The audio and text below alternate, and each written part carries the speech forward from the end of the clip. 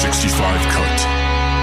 These are the meaningless ramblings of a Scottish we-done whore and a pissy ex-video store clerk. Their ongoing mission is to set right the movie wrongs. They're gonna need a bigger podcast.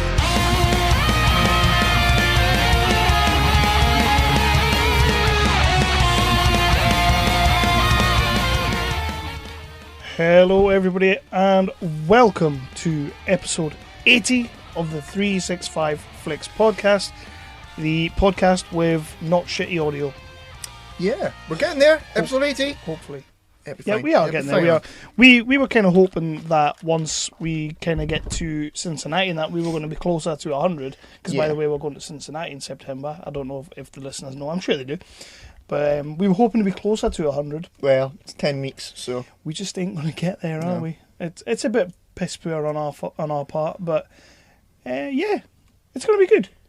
100 before the end of the year, though. 100 before the end of the year. Oh, yeah, I would imagine so. And hopefully the audio will stay well.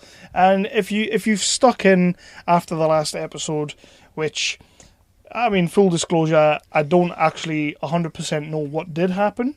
We ruled out a few things. We weren't drinking. It was during the day, and there were builders outside. And there was drilling, and there was no alcohol. It was coffee induced. It's not good for us. Nah. It's not good for us. That's what fucked us. It is. So, hand on heart, here is our promise to you. We will never be sober when we record again. Yay. Yay. Or we will at the start, the first 5-10 minutes. And then as we ease ourselves in, we won't be. We should make it a promise never to start it sober. Never start sober. No. Just get pissed, then record. Yeah. Yeah, I'm up for that. I'm well up for that. We have a chock-a-block episode. Would you like to let people know what is coming up in this episode? Can you remember? Yeah, why not? Yeah, go on then. Alright, so we've got our usual news roundup. No rants this time. Maybe a little bit of a rant. I ain't got much to rant about. I got one thing to super jizz about. But we will be talking about that. Yeah, you've already threatened me with that. Yeah. Then we'll have our usual What You've Been Watching, where we will do a little cheeky review of SpiderMan Hmecoming, I imagine. Yes, that is going to be spoken about. Oh. Yes. Hopefully. Cute. I suppose we have to. It is part of the What Have You Been Watching. We did go and watch it at Spider-Man, so let's talk about it. Exactly. Yeah. Then we've got Top 5, which, nice. Well, kind of, I said it would be a nice and easy one. Top 5 most re-watchable movies. Yes. But I suppose not easy. I've not actually finished my list yet. I found it very easy, and this is probably the first time in a long time that I'm finished my list, before we record. Right. See, I've got still about 10 on my list. Don't get me wrong, I think I've got 8, but 5 are definitely my top 5. Right. So the 8, I think they will just end up being honourable mentions. That makes sense, if anything. But you kind of... The reason you got to know... Because you seemed quite surprised last night when you messaged me with the idea. And I was like, yeah, fuck it, why not? Let's do it. And you were like, oh my God, that was easy. And because you said it, and straight away I had 3. Right. And I thought, that's a fucking good sign. Let's go with that. I've got a feeling my list will be probably the most predictable list I've ever done. There's a couple I'm expecting to hear up on that list. Yeah. There's one for definite that I know is going to be on there.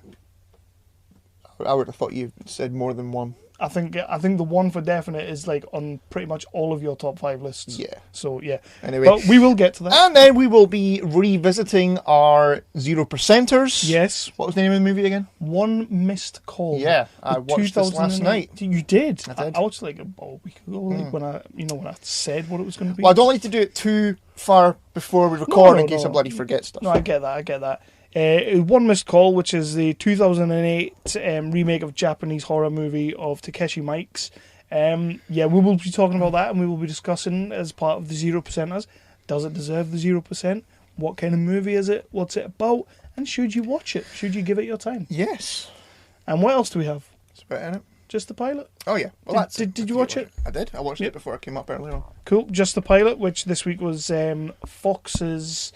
Shots Fired. Shots Fired. Which, when you said Shots Fired, I was expecting some sort of a comedy, I think. Why? I don't know, because when you insult someone and they go, ooh, shots fired, in America they say that, shots fired, yeah. Do they not go, oh no, you didn't? Well, that as well. Ooh, sick burn, all that, namby-pamby bollocks. But I thought, shots fired, it's going to be a semi-comedy. It wasn't. No. Definitely not. Wouldn't. Definitely not. But we'll get into that. We will get into that. And that's pretty much it. Yeah. So news, So reviews. we've got on an episode coming up soon. We've got 365 Revisited to do. Yes. Which is going to be I didn't Waterworld. have time to do Waterworld. No, that's okay. Which is why I didn't mention it. Neither did I. But we will go back to 365 Revisited. 100%. And we're going to be watching Waterworld, which was voted by people on the Twitters. Mm-hmm. So looking forward to that. All three of them. Mm-hmm. No, there was like 4. And one of them was me. Did you vote for Waterworld? Yes, Or of the course I Postman? did. The Of course Postman. Postman, fuck off. Oh, it was The Bodyguard, wasn't it? No, You like a musical? no. I do like a musical. I wouldn't say The Bodyguard's musical, but I do like a musical. But yeah, that's pretty much it. We've got a ton of shit coming up, and I'm going to let Chris do the pimpage. Oh, no. Okay. Right.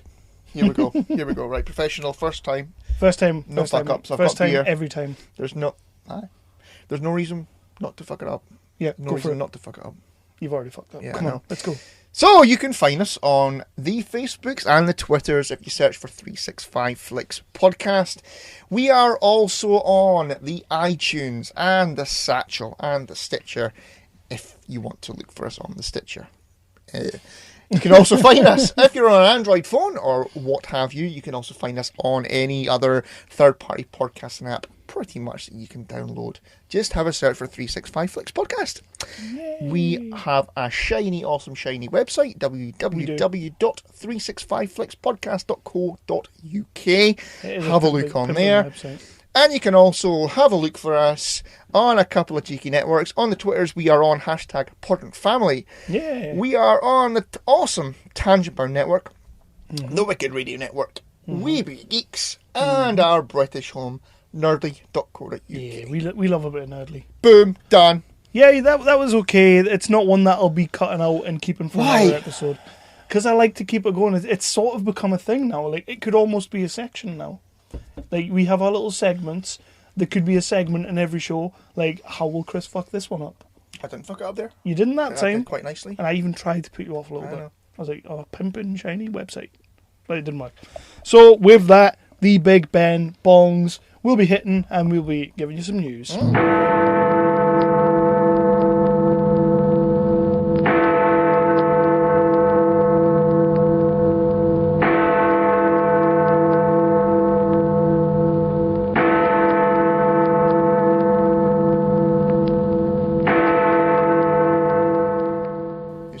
News, yeah, news time. Big news. I'm booked in for my tattoo. Right. I've got a full day session. I'm going for a 7-hour session. Bush you fucker. Yeah, I think it's about time I just got it finished. Yeah. Yeah, and it's 2 weeks before Cincy, which is gonna rape the back big time, but I'm gonna love it. I'm hoping we get a lot done. We should get 7 hours. You can get a lot done in 7 hours. Yeah. Well, I got my leg done. Yeah. Like a full day session, so. Yeah. That's And quite a big and he's not tattoo. even a proper tattooist either. Wow. So, so yeah, not so much news of the nerd variety for all you listeners out there, but I am really happy. And if you do want to see the tattoo that I have, you can check out my personal Facebook or my Instagram because it's fucking awesome. Did you just pimp your own Instagram? You I did. Fucking cunt. I know I don't even use Instagram, but the pictures are on there. Have you listened to Hobie yet from this week? No. Because Brigger just up and called Dev a fucking cunt just out of nowhere. Nice. It was fucking great. Nice. I was walking Dexter when I was listening to it, and oh my fucking god, I was pissing myself laughing. Was it well placed? Oh yeah. Proper well But placed. it was a proper American one as well, I think. He tried to disguise it as what they call a Queen's one. No, But no, he meant it. He meant that shit. It's fucking awesome. So you're just stoking the fire there. Yeah. You see a big bad pot I and think you then just stare at it. Dev said something about Brigger's mother, but I'm not really sure. Whoa! Anyway, so news. So are you getting it finished in that 7 hours? I'll not get it finished. But to be fair, there's not a massive great deal left to do. So I think we'll be about 90% finished by the time she's done. It's mostly scenery work. There's no big pieces left to do now. Mm-hmm. So yeah, she'll get a lot done. Tidy. And I'm looking forward to getting it done. And yeah, I might go topless in Cincy. Oh, don't do that. Don't take your top off in front of David Bradley. Oh, that'd be cool. That would be cool. Be like, oh dear, we are in trouble. Nice. Harry Potter. Nice. You're impressed with that one. Did you think I was going to go Red Wedding or? No, I'm actually genuinely quite impressed with that. Thank you very much. It's the only line from Harry Potter I know. That's the only line from fucking 8 movies that you know. Harry Potter. Right, so, first off, Go on then. big news today. Joe Pesci is coming out of retirement. Oh, I didn't actually realise he was in retirement, but he's fully coming out of retirement to join Al Pacino and Robert De Niro. on the in Scorsese Netflix movie. Yeah, film. I didn't realise it was a Netflix movie. I thought like it was Scorsese maybe hitting his prime again, but Netflix, like, is he not too good to be releasing straight to Netflix? It's Scorsese, man. Yeah, but that's the thing now. It is a massive thing now. I mean, a lot of films are You going know, straight to I spoke Netflix. on the last episode. I spoke about Brad Pitt doing the film. Yeah, that will On the Well, Netflix? was he? No, No, War Machine. War Machine. Yeah. And like Henry Cavill did that on. Yeah. I was surprised about it, and you said that's how it worked. So I'll reciprocate. That's how that works. It is how that works. Don't steal my lines, asshole. Sorry. I don't have many. So yeah, Joe Pesci's fully coming out of Yeah. retirement for the Irishman, Martin Scorsese's next big movie with that. And another thing which never actually dawned on me, I kind of just took it as a given, but Al Pacino's never worked with Martin Scorsese before. No. No, like I read it, and it was like this being the first time Pacino's teamed up with Martin. I was kind of like, huh. And I started trying to think of like all Pacino movies and Scorsese movies, and I'm sitting there going, yeah, they haven't. I kind of just thought because De Niro's been in just about every Scorsese movie, that Pacino would have been at least one of them. Yeah, I would never have guessed that. Yeah, it kind of took me by surprise. I don't know why I didn't know that, but I So didn't. do we think it's going to be a return to form for Pacino and De Niro then? It's hard not to think that way, because it's not Pacino and De Niro teaming up in someone else's movie, like some random director. They're teaming up with Scorsese. Mm-hmm. And you throw Pesci in there. We still don't know who the rest of the cast is going to be. There's bound to be, fucking Alec Baldwin turn up. Oh, yeah. Fucking Mark Wahlberg will be somewhere. You're not a fucking cop. They're all going to be in there. Go back to doing Filch again? So, yeah, like, I think it will be a return to form. It's not going to be The Righteous Kill. It's not going to be that. Because, my God. Never seen that. It was like... Yeah, it was the big... De Niro and Pacino have never been on screen properly, like, since Heat kind of thing. They've never done a big movie together since Heat. And it's like, this is the big return, and it was like The Righteous Kill, and it was fucking wank. They played on the whole thing in Heat, how one was the baddie, one was the goodie. So in The Righteous Kill, it was like, one's the baddie, one's the goodie, but they kept smacking you over the head with the fact that I think De Niro was the goodie, to the point where halfway through the movie, you sit there and go, yeah, De Niro's not the good guy in this movie. I can tell he's not because you're trying to tell me so fucking much that he is. And, yeah, this movie's shit. And it was shit. And 50 Cent was in it. Oh, no, never Yeah, that. exactly. Never exactly. that. So, Here's a question for you then. Speaking Okay. of the Netflix movies, right? Do you think a Netflix movie will ever be nominated for Best Film? I am almost certain. Has there not been? Is a Netflix movie not? Or is it like the MTV Awards have been put in? I'm going to check that out. I'm going to check that out because I'm almost certain that one has been. I'm probably wrong, but I see no reason why not. Well, they're nominated for, like, Emmys and stuff. Yes. Or maybe that's like what it your is. Orange is the New Black Yeah, has been nominated. no, yeah, and- I'm going to go with the Emmys. Aye. yeah. But no, I don't see at all why not. Because, like you say, Brad Pitt, you raved about him in that War Machine. It's good. I don't think it's Oscar worthy, but it was good. But then, I don't rate the Oscars as much as you do. So. I know you don't. I still think they're an institution. They're an institution, yeah, but they're outdated and shoddy. Okay. So, yeah. So, are you ready for a Charlie Sheen-driven 9/11 movie? Oh, dear me. No, not at all. Where the fuck did this come from? Fuck knows, man.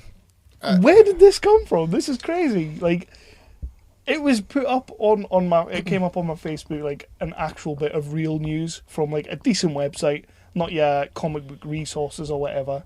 Or, one of those crap ones. But it was a proper, respectable news thing. And I was like, yeah, here's the new poster for Charlie Sheen's new movie, 9/11. And I was kind of like, oh, yeah. Or like Nicolas Cage did it. Nicolas Cage should be in this movie. But yeah, you're right, he did do it. Never saw that either. Load of shite. Fuck off. Yeah, but Whoopi's in it.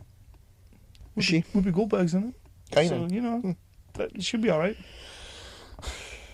No. Yeah, no, I know. no. There's not much news there. Absolutely not. I didn't realise Charlie Sheen was still making stuff, so it took me by surprise. What? I thought he was...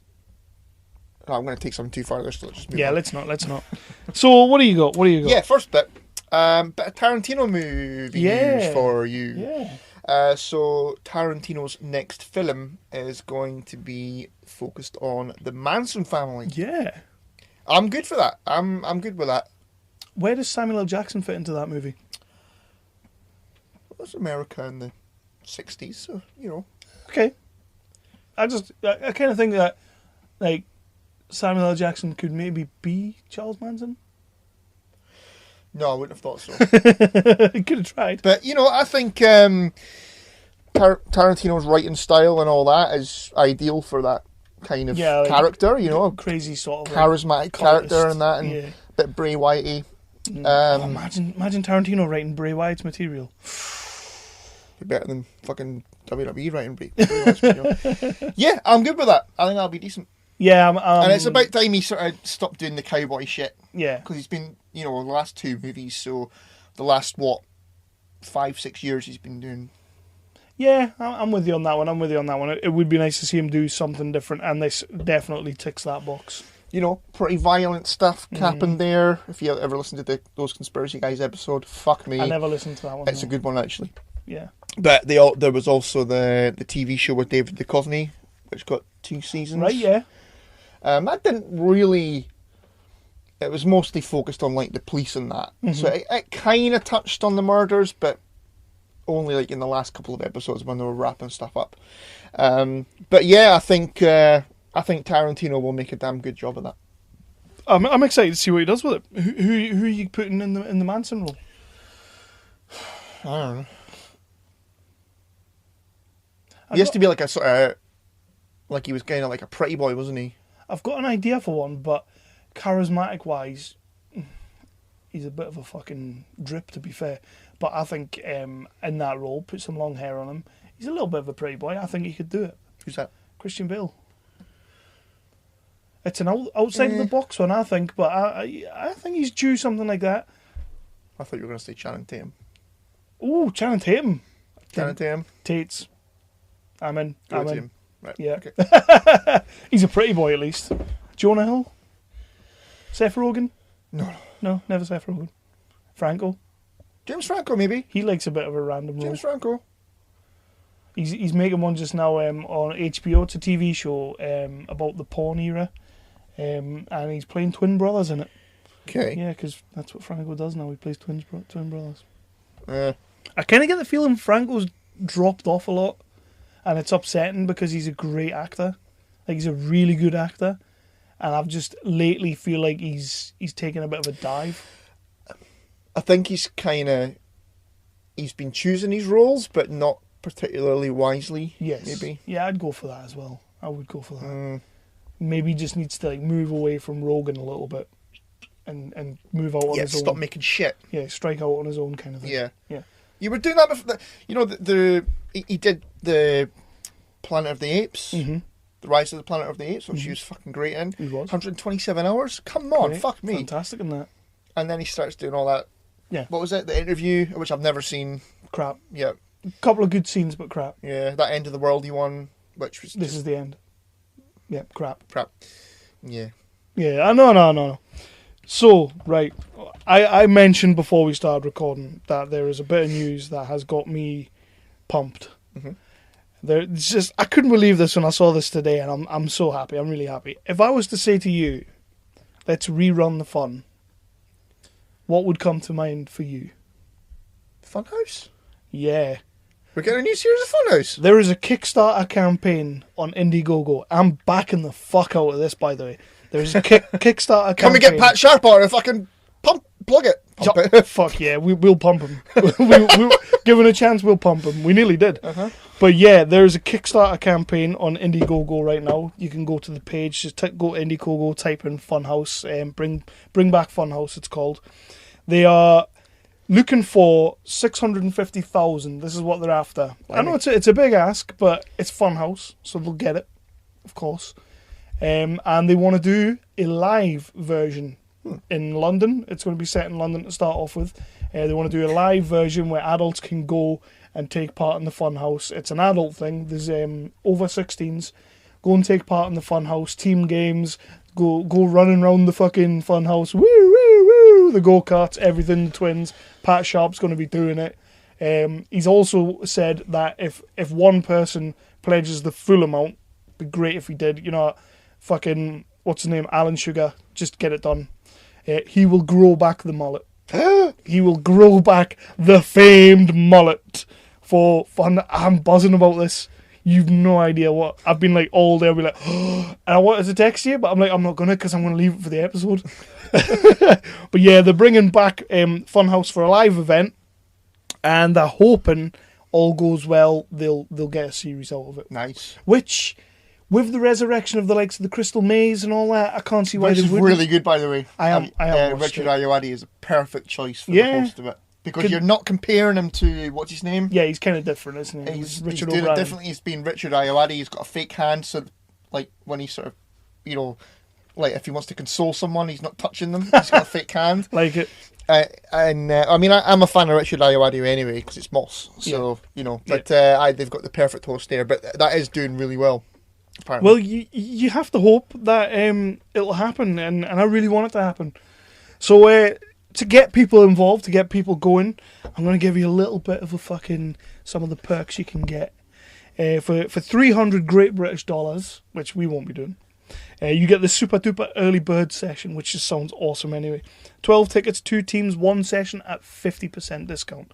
Really, at £300 you'd expect to get it like for free, but you know, whatever. I'm all for it. For £10, Pat's Balls of Shame. Pat will personally sign a ball for you. Literally? I would hope literally. Or one of the balls from the ball pool. No, I want a bullock. And then get it tattooed. You want one of your balls tattooed by Pat? We could have asked. It's not a wall of fame, it's a ball of fame. For a £10 donation, Pat Sharp will write a name of your choosing on it's a plastic ball. It will be thrown into the ball pool, and if you find it on your visit, you can take it home. Oh, fuck that. I want the ball. Yeah, I'd be wanting to take that home myself. The more you buy, the longer you'll keep Pat Sharp off the streets. I like that. So be a Funhouse guinea pig. For £20, you can preview week tickets at 64% discount. Again, I'd be wanting it for free. You can be one of the first to attend the Funhouse experience during our preview week. £20. Do you not just want to do this? Like, I'm putting money in. Like, I'm fucking going for this. VIP 90s disco launch for £200. VIP party ticket. You've heard of the red carpet events? Well, this is a red and yellow carpet event because the twins. Huh. Who, by the way, were on this morning. Good Morning Britain. Plugging this. They've not aged as well as Pat Sharp. They've aged well, just not as well. Because, come on, he still looks about fucking 20, man. kind of.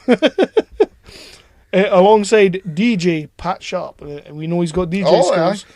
The twins and a host of famous faces as we cut the ribbon and declare the Funhouse officially open. We're going. We're reaching out. We're reaching out to the guy. We're getting him on. He's coming to plug it. And I'm getting some Funhouse goodness. I can't fucking wait. Funhouse goodness. I cannot wait. So yeah, anything else? Yeah. Wonder Woman news. I suppose, wait a minute, because the Americans don't really know what Funhouse is. Do they? Did they have Funhouse over there? I wouldn't have thought so. It's a game show where kids take part against each other. There was 2 teams of 2 kids, usually a boy and a girl on each team, and they used to do go-kart races. They used to go around the house, room raiding kind of thing. Yeah, they had to get was it tickets or something? Yeah, they had to collect tickets in every game to get themselves to the Funhouse, which was a massive, just adventure playground. It's just a big thing. It had, foam walls and did it have a rolling thing coming down and visually that was great what you were doing there. Audio wise, not so much. That's very true. And you go in the ball pool, you got to do all these things, and you've got 2 stunning twins who stand there and count your tickets, and you have a rooster at the end of it that goes and that's like the end of your game, and it is fucking awesome. Can't remember the rooster. Yeah, it was like at the very end of the game. Right. And then you used to get the... You're not thinking of Bully? You used to get the... No, because on Bully you got the... Bully was better, to be fair. Yeah. So, that's Funhouse for the Americans. If you don't know what it is, look it up. Google it, for fuck's sake. It'll change your life. Anything else? Wonder Woman. Wonder Woman. Wonder Woman 2 is going to be set in the 80s during the Cold War. Yes. And apparently Chris Pine's going to be in it. Yeah. Rumoured. It would be a bit How crap. the fuck is that going to work? It would be a bit crap if they gave us like a little flashback and he dove out at the last minute, because then it's like, well... He didn't get out of the cockadoo plane. He didn't get out of the cock-a-doodle car! Yeah. That. I know what you're saying, yeah. Yeah, the 80s though. I'm okay with that. I like the idea of that you're not sort of catching up with her in present time, because that's what the Justice League movies are for. Yeah. So you're going to follow her through the different decades. I like that. You can like get that. a nice trilogy of movies like that. Yeah. Could have done it. Well, I suppose if they did it Second World War, then it's like, oh, yeah, Captain America did it, kind of thing. So what's the 80s? Is that Vietnam? No, No? it was the 60s. So what's the 80s is Cold War. Cold War. That'd be interesting. Should be going up against the Red Skull. Mhm. You know, if they do crossover. You never know. You never know. Get Pascal Pictures on it. Pascal Pictures, you beautiful, beautiful bastards. so, yeah, I'm good with that. I'm good with the 80s. I like that. Get her wearing some leg warmers, some I don't know what they wore in the 80s. I was a baby. So was I. No, you weren't. You were like 20 odd. Fuck yourself. Bit of Lion King news. Yep. This is a quick one. Yeah. John Oliver has been cast as Zazu. Saw that. Yeah. Yeah. Yeah. What's wrong with Rowan Atkinson? Get Rowan Atkinson back. They're getting James L. Jones back. Is he not dead? Fuck you, he's not. Is he not? No! All right. Well, I just thought with last year taking everybody, surely Not he Rowan, would as well. no. Can't have Rowan Atkinson. No, Get Rowan Atkinson back. I mean, I love John Oliver. I think he's great. he's got the voice for it. Yeah. He does have the voice for it. But get Rowan Atkinson back. Yeah, you would hope, like you say, with what's his name come back, James Earl Jones, you'd hope Rowan Atkinson would come back. Eh. Well, while we're on that, being Disney, we have got some problems with our Disney Guy Ritchie movie. Yeah, I saw that. They're struggling to find an Aladdin. Did you see the two people they went for? No, I didn't open it. I saw the headline. Their first two people that they went for was Riz Ahmed from that one. The Night Of. The Night Of. Right, okay. He was first choice, and then obviously Dev Patel, because Dev Patel. And that's it. And Did now they they're both say, go struggling. fuck yourself, Guy Ritchie? Yeah, they I'm both- not being cockney in your movie. They both said, yeah, I'm not running about Agrabah going, you can't, you slag. Come on, Jasmine, you muppet. I don't know, I had nothing. I'm not going to try. I had nothing I'm for not that even one. gonna try. But yeah, so those two guys didn't work out. They both turned it down. And now it is Disney basically want... And I'm going to read this out because I like this. I did like this when I read it. Was their casting call just, we want some Arab-looking fella? The casting call from Disney, mind you. Uh-huh. From Disney, right? The casting call from Disney. Go on then. So Disney want an unknown 20-something Middle Eastern Indian who can sing and dance. That's what they're looking for. So they've narrowed that down. Could get Ginger Mahal in there after he's lost the title. La Maharaja! Done. Boom. Done. Oh, I'm in. I'm watching that. He can dance, surely. He'd have to get off the roids, allegedly, but he'd have to get off the roids. Because you can't be having Aladdin doing roids. No, you cannot. No, you cannot. Not in a Disney movie. No way. He could be, you know how, doesn't Aladdin say to the genie in the cartoon, you know, make me all, like... Get me off the roids. All right, put me on the roids. Allegedly, right, Allegedly. okay, move the fuck on. He's the champ. Yeah. Now, I've got a bit of news you're going to be all about. Okay. If my phone will unlock. Okay, you ready for this? Yeah. Right. Stephen Graham Okay. and Shane Meadows Oh, yes. are come on, reuniting tell me. Oh, for this is England? brutal new Channel 4 show. It's called The Virtues. Okay, this is the description of the show. It's about a moral but troubled man who travels to Ireland to confront the demons of his childhood, Yeah, which I'm he spent in the care system. I'm in. I thought you'd be in. Care system, I'm in. Yeah, You had me at care system, like most people. I thought you'd be about that. Stephen Graham, Shane Meadows, I'm in from the start. It's set in Ireland. It would be nice to get Paddy in there, though. But Paddy Considine rocking about because he's got a great Irish accent. They mentioned someone else coming back from This Is England, but I can't remember who it was. It's got to be Lol. It's got to be Vicky McClure. If It it's wasn't not, Vicky McClure. oh man, Chanel Cresswell. That'd be okay with that. No. Kelly. No, I don't know. Okay, that's cool. Anyway. That's cool. I'll keep an eye out for that. So, Suicide Squad 2, they're calling a new director, and it's a director from a movie that you love. So you might get a little bit excited here. Is it Joss Whedon? Nope, I'm not going to say his name properly. I'm going to try and say it properly, but I'm going to get it wrong. Jean Colette Serra, the director of The Shallows. Alright, okay. Yeah, he's been courted for Suicide Squad 2, and he's fully, apparently really likes the idea. I'm not really sure what credentials he's got for it, but The Shallows is a good movie. I really enjoyed Shallows after he made me watch it. I did enjoy that. But then another bit came out about the Batman movie. Is it about the script? Yeah, I'm Or do actually... we have to talk about that? No, yeah, I do want to talk about this, because for the first time, like when we hear shit like this, and then the net nerds, or the net trolls, as we'll call them, get all up in arms, like, oh, it must have been shit script, what the fuck Warner Brothers DC doing? And they jump on it and they have a go. And I'm normally the first person that, well, we're both normally the first people that'll be like, you know what, get a fucking life, go and have a wank, you know, something like that. They're doing it because they need to do it, it's going to get it back on track. And for the first time, I'm not going to do that, because I am really happy about this.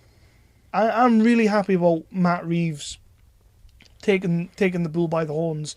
Like, I would normally have been like, why are they doing that to Affleck and all that? Affleck script, like, what you having to go for?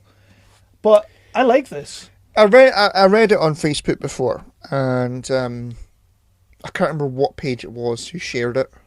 It might have been Epic Film Guys. Right. And they said it was something along the lines of, I'm glad it's not with Affleck anymore. Yeah, fuck that shit. Or something like that. Why? Why are you glad of that? Fuck that shit. Like, I would love to see what Affleck had in mind, and no doubt the script, much like the Kevin Smith script for Superman and all that, it'll get online somehow and it'll be out there. Mm-hmm. And I'm going to hunt it down. I'm going to hunt it down because I want to have a read of it. I want to see what Affleck...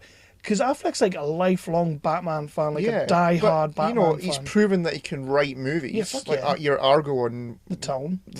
Uh-huh. He's proven that he can write movies. As you said, he's a Batman fan. What a fucking so Oscar I don't for really writing understand movies. that. Thank fuck the script's not with Ben Affleck anymore. I don't understand that, but at the same time, I'm not saying thank fuck, because I would love to see what you had.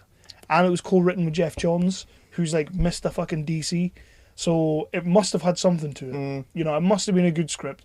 But Matt Reeves coming on board, let's be honest, we haven't seen the new Planet of the Apes yet. The first two are damn near perfect movies. We saw a trailer before SpiderMan and it looks bloody awesome. So I mean, I get, okay, you wouldn't keep Affleck's script and say to Matt Reeves, right, you come in and just make that movie. Yeah. Without him having any input on it whatsoever. Yeah, he's got to make changes. He's got to make his movie how he wants to have it made. That's fine. I don't have anything about that, anything against that whatsoever.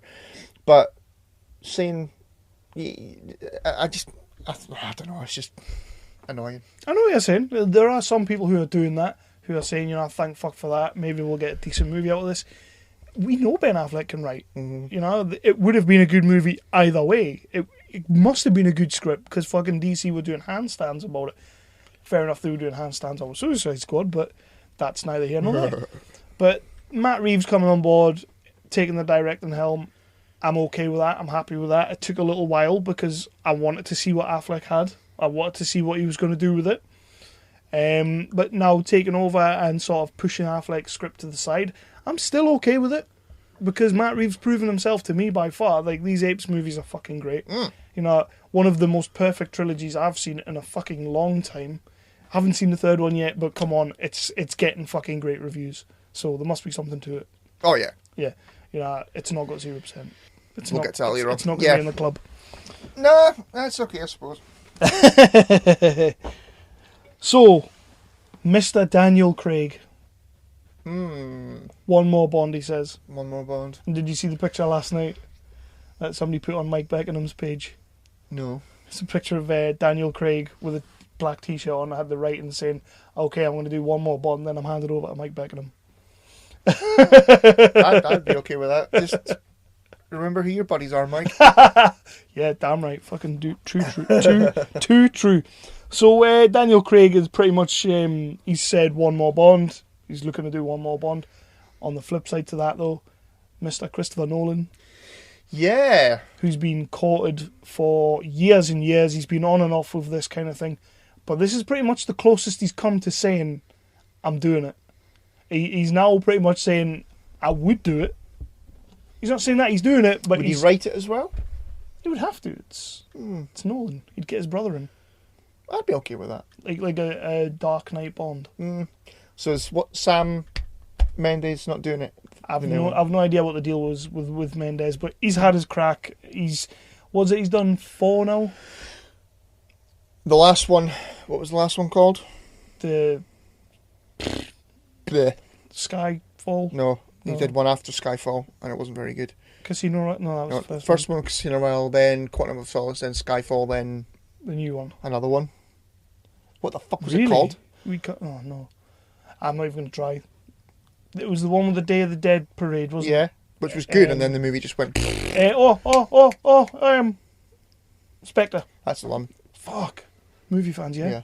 Yeah, movie fans, that's why we're not a fan of that fucking film. Yeah, exactly, yeah. That is a terrible Skyfall movie. was good, Casino Royale was good, Quantum of Solace was meh, and Spectre was very meh. So he's done 2 out of 4 decent. Yeah. It's about time he moved on. Yeah. And that's all I had for that. I've got one more thing. Okay. One more thing. Now, we spoke about this, I told you about this the other day. So, Ridley Scott has been speaking about the future of the, I guess you could call it the Covenant. I refuse to call it the Alien franchise. The Covenant franchise.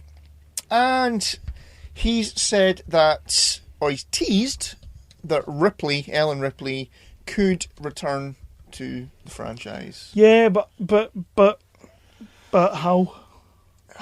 But how? Well, right, the quote is, Ripley is someone's daughter, obviously. Well, yeah, because you had that scene in Aliens, when they showed the big screen of her mum, and on the director's commentary, he basically told you that it was a picture of Sigourney Weaver, but aged up to look old. Ugh. That was on Aliens. So what? She's going to be playing her mum? He's, So she's going to Lance Henrik the shit out of this. He's sort of hasn't ruled out the use of CGI for like the age, I guess.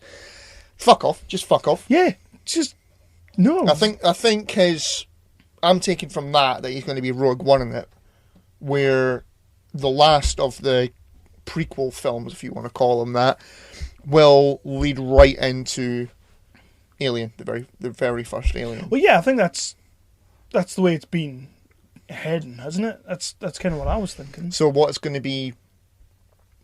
Basically, it's going to the last of his Pesci movies are going to be the Nostromo leaving Earth or whatever, and she's going into the stasis pod. Fuck off! Just piss off. How would they do that though? That wouldn't work. I'm not on board with these movies anyway. I'm not on board. Prometheus was terrible. His premise for Prometheus was, although he didn't really tell you what his premise was utterly just crap. And then he took the one thing that was good about Prometheus, which was like the ancient alien race guys standing on the fucking cliffs. Yeah, the white fellas. Yeah, they look pretty badass. And he took them and then wiped them out in the second movie. So it's like, okay, your one good thing that I think you had going for you, meh, it's gone. I'm going to make a movie about androids instead. Yeah, we're gonna make a movie about androids that are gods. What a load of shit! What a load of shit! That second movie,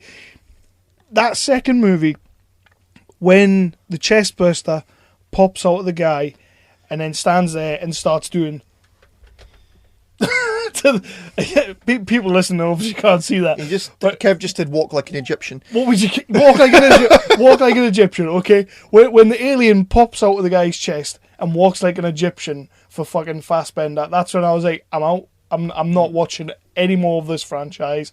Go fuck yourself, Ridley. You're done. Personally, it's a bold statement because the man's probably still got another good movie in him. I think aliens-wise, he's done. I think he needs to stop going back and trying to recapture with your bloody Blade Runner and your Alien franchise. Stop trying to recapture it.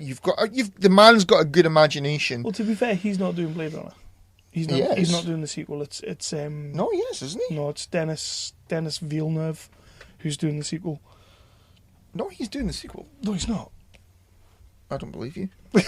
You can check that out. But I know what you're saying. He needs to just do something original. Just do something else. Get away from this trying to tie these Alien movies in, because they're not working. No, they're not. And that second one, that Covenant, he literally only didn't call that Prometheus 2 to stop Neil Blomkamp making Alien 5. That's the only reason he did it. Yeah, we want Ellen Ripley. The fucking Neil Blomkamp version. And poor fucking... Shit. Poor Neil Blomkamp. I was right, yeah. just so everybody knows, Denis Villeneuve's making Blade Runner. Yeah, you were right. I thought it was Ridley Scott who was making it. No. I bow to you. Thank you. Yeah, the Alien movie with Ellen Ripley that we wanted, Neil Blomkamp was going to fucking make. And Neil Blomkamp is like asking his fans to suggest projects to him now. Aye. Oh, have you seen what he's doing? These I saw he's making a short film. It's weird what he's doing. He's making like a series of short movies, but like under a different company. Oh, it's weird what he's doing. I had to look into it, and I was like, what's happening to Neil Blomkamp? Like, is he unhireable now? Because he had plans for the Alien 5, and then that's just fucked him. Which would have been fucking awesome. It would have been awesome. I know. But we ain't going to get that. We're going to get more Ridley Scott trying to say that I'll not be watching it. Aliens and Android created fucking everything. I was so desperate to enjoy Alien Covenant. So was I, man. And I was, just, no, fuck yourself. So was I. I was on board. You know what? It made fucking Alien Resurrection look good. I'm a fan of Alien Resurrection, if I'm honest. It's a guilty pleasure of mine, if I'm completely honest. Well, it was written by Joss Whedon loosely. Loosely, he put his name on it. No, he wrote a script and then Fox butchered it. Right. That's what happened. Like what happened to Kevin Smith's Superman script. Yeah. They just went... No, because they did that to him, and then when he started working on Buffy and that, he said, yeah, but you're not fucking touching those scripts. If I'm doing this, I'm doing it. You're not getting near them. Good man. Aye. And that's the Joss we love. That's the Joss we know, and it's the Joss we want. So, that's all I've got. That's excellent, man. That's pretty much all I got. The only thing I had left was we have release date for Stranger Things 2. It's coming October the 27th. We've got a cheeky little teaser trailer, and I know this isn't really news. I've not watched it. I don't really need to. I'm going to watch it anyway. So. Yeah, and I am going to watch it. I enjoyed the first season enough. I mean, if you go back and listen to the episodes when we talked about it, I wasn't a massive fan of it, but I enjoyed it enough to partake in the second series, which is more than I can say for some other things I've watched. But yeah, so that will be coming, and hopefully Matthew Modine is reprising his role as the sheriff. And we can all see more Matthew Modine as the sheriff. Brigger, if you're listening, that's for you, buddy. Because he's been getting up in arms. He's been getting a little bit on the Twitter, calling us cheeky little monkeys, and because he wasn't happy that we... Oh, yeah, I think we got called cunts on this week's episode as well. Because we talked about their outlines. Yeah. It's about 4 pages long. Said they needed to sack it. Well, remember that time that they sent us an outline? Yeah, it's fucking huge.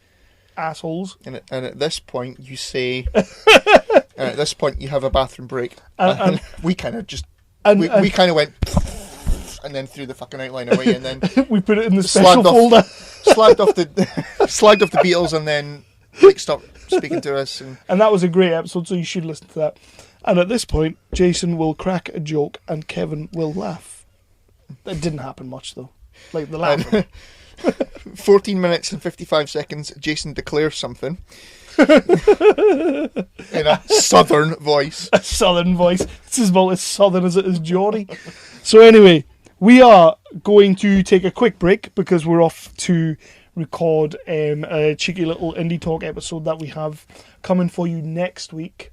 If I get things edited in time. Fine. Be coming for you next week. It's with Craig Hind, who's pretty much, I like to call him the guy behind the guy. Because he's Tom's like... Oh, is that what that hashtag was before? Yeah. Alright. Okay. Yeah. Hashtags. But yeah, we're going to go off and we're going to go and talk to him. And you know what it is? I'm feeling a little bit fruity. Because this kind of is news. we're going to go and talk to him. Tom and Craig and all that are making Black Site, the movie that we've talked about.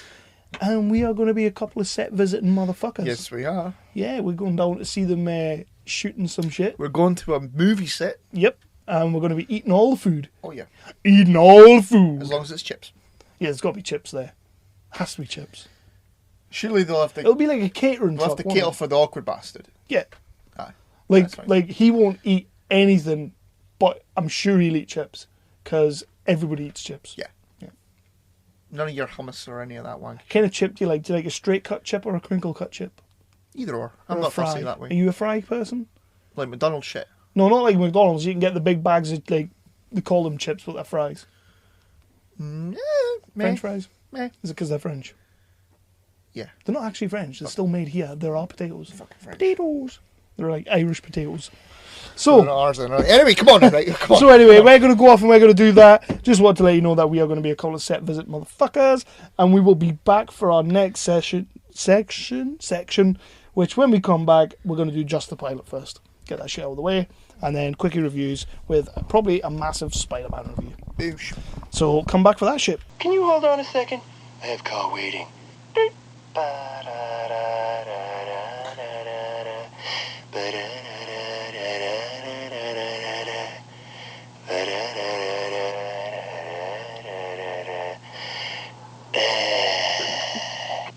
Sorry about that. Where was I? Get out! Get on the ground now! Get on the ground!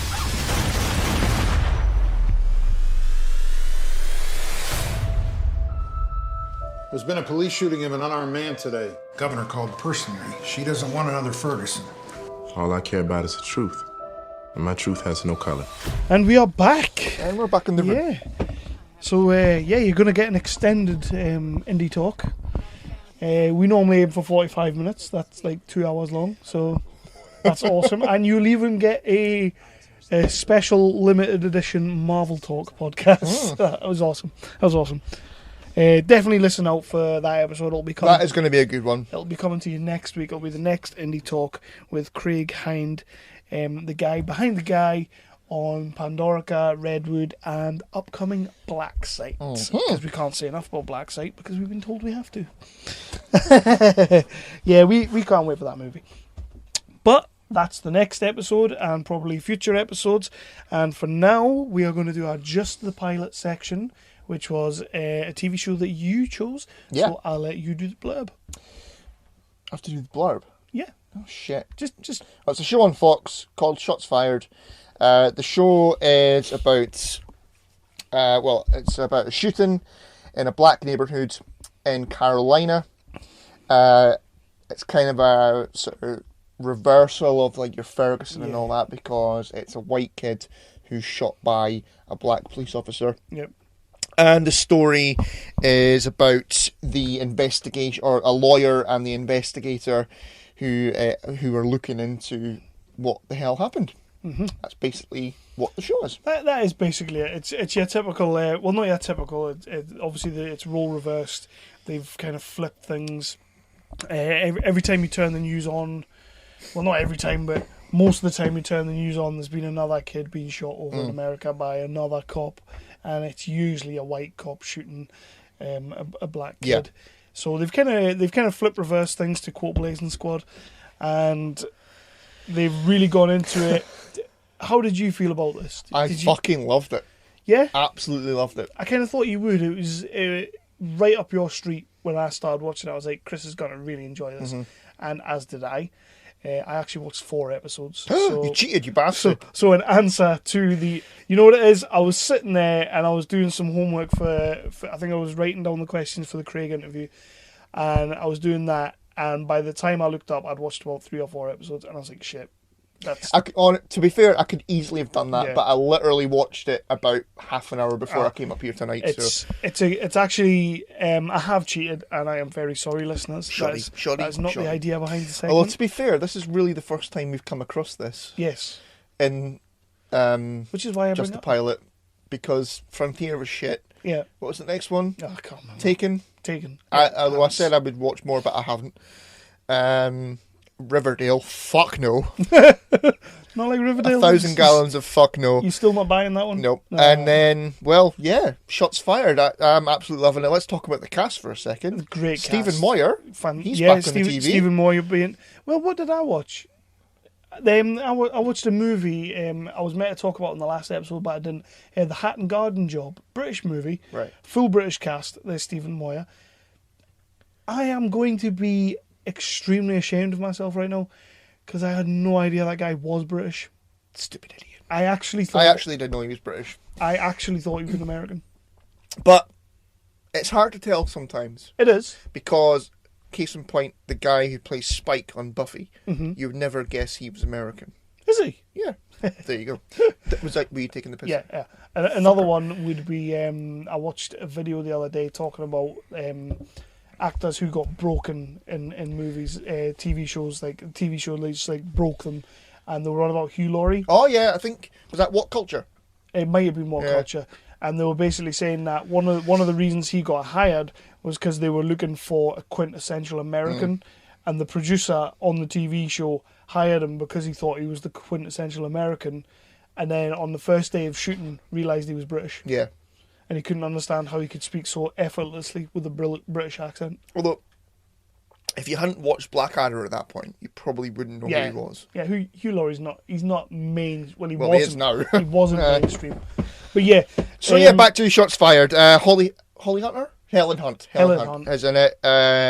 Will Patton. Will Patton, great. Well. Like Will Patton. Love Will Patton. The woman who plays Ashley, she's fucking great. I don't know what the actress is called. It's Sanaa Lathan. Right. Sanaa Lathan. I was sold from the first episode where the sort of stepmother says, right, it's time to get the fuck out. And she kind of throws the vase at her, or vase if you're American. Yep. And she goes, if you ever raise your voice in front of my kid again, I'll give you a hysterectomy with my fist. Fucking great. Which, to be fair, 2 minutes earlier, she had just raised her own voice to the kid. Which I thought was a bit like, fuck you. So she's brilliant. Absolutely love her. The guy who plays the lawyer, he's solid as well. I've only seen the one episode, but yeah. That speech he gives when he's on the news, great. Like, as soon as he started delivering that speech, I was in. I was like, yeah, man, this is fucking great. There's some really good writing here. It's like, this guy's pulling this off, like, really well. And as soon as that speech hit, I was like, yeah, I'm in. I'm in. And there's...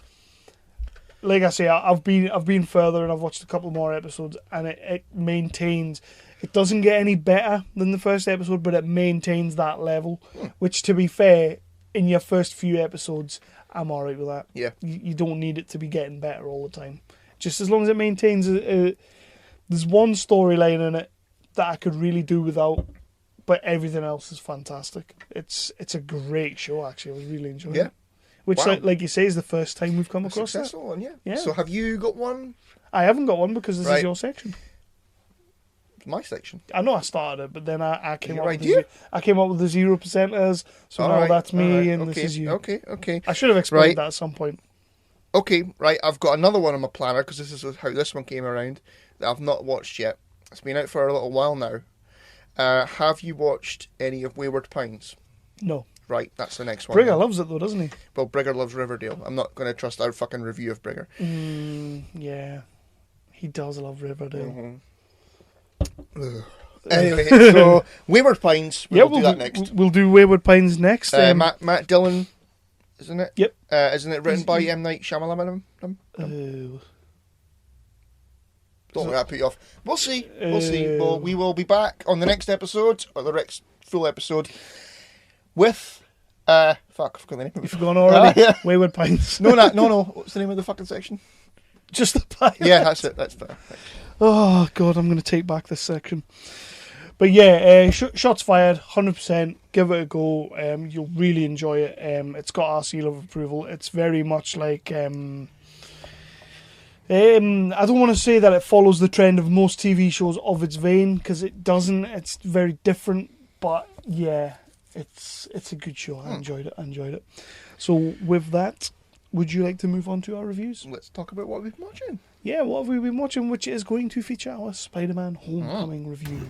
I'm Jason. I'm Jeff. And I'm Blake from the History of Bad Ideas. And we'll get back to your regularly scheduled program here in just a second, geek listeners.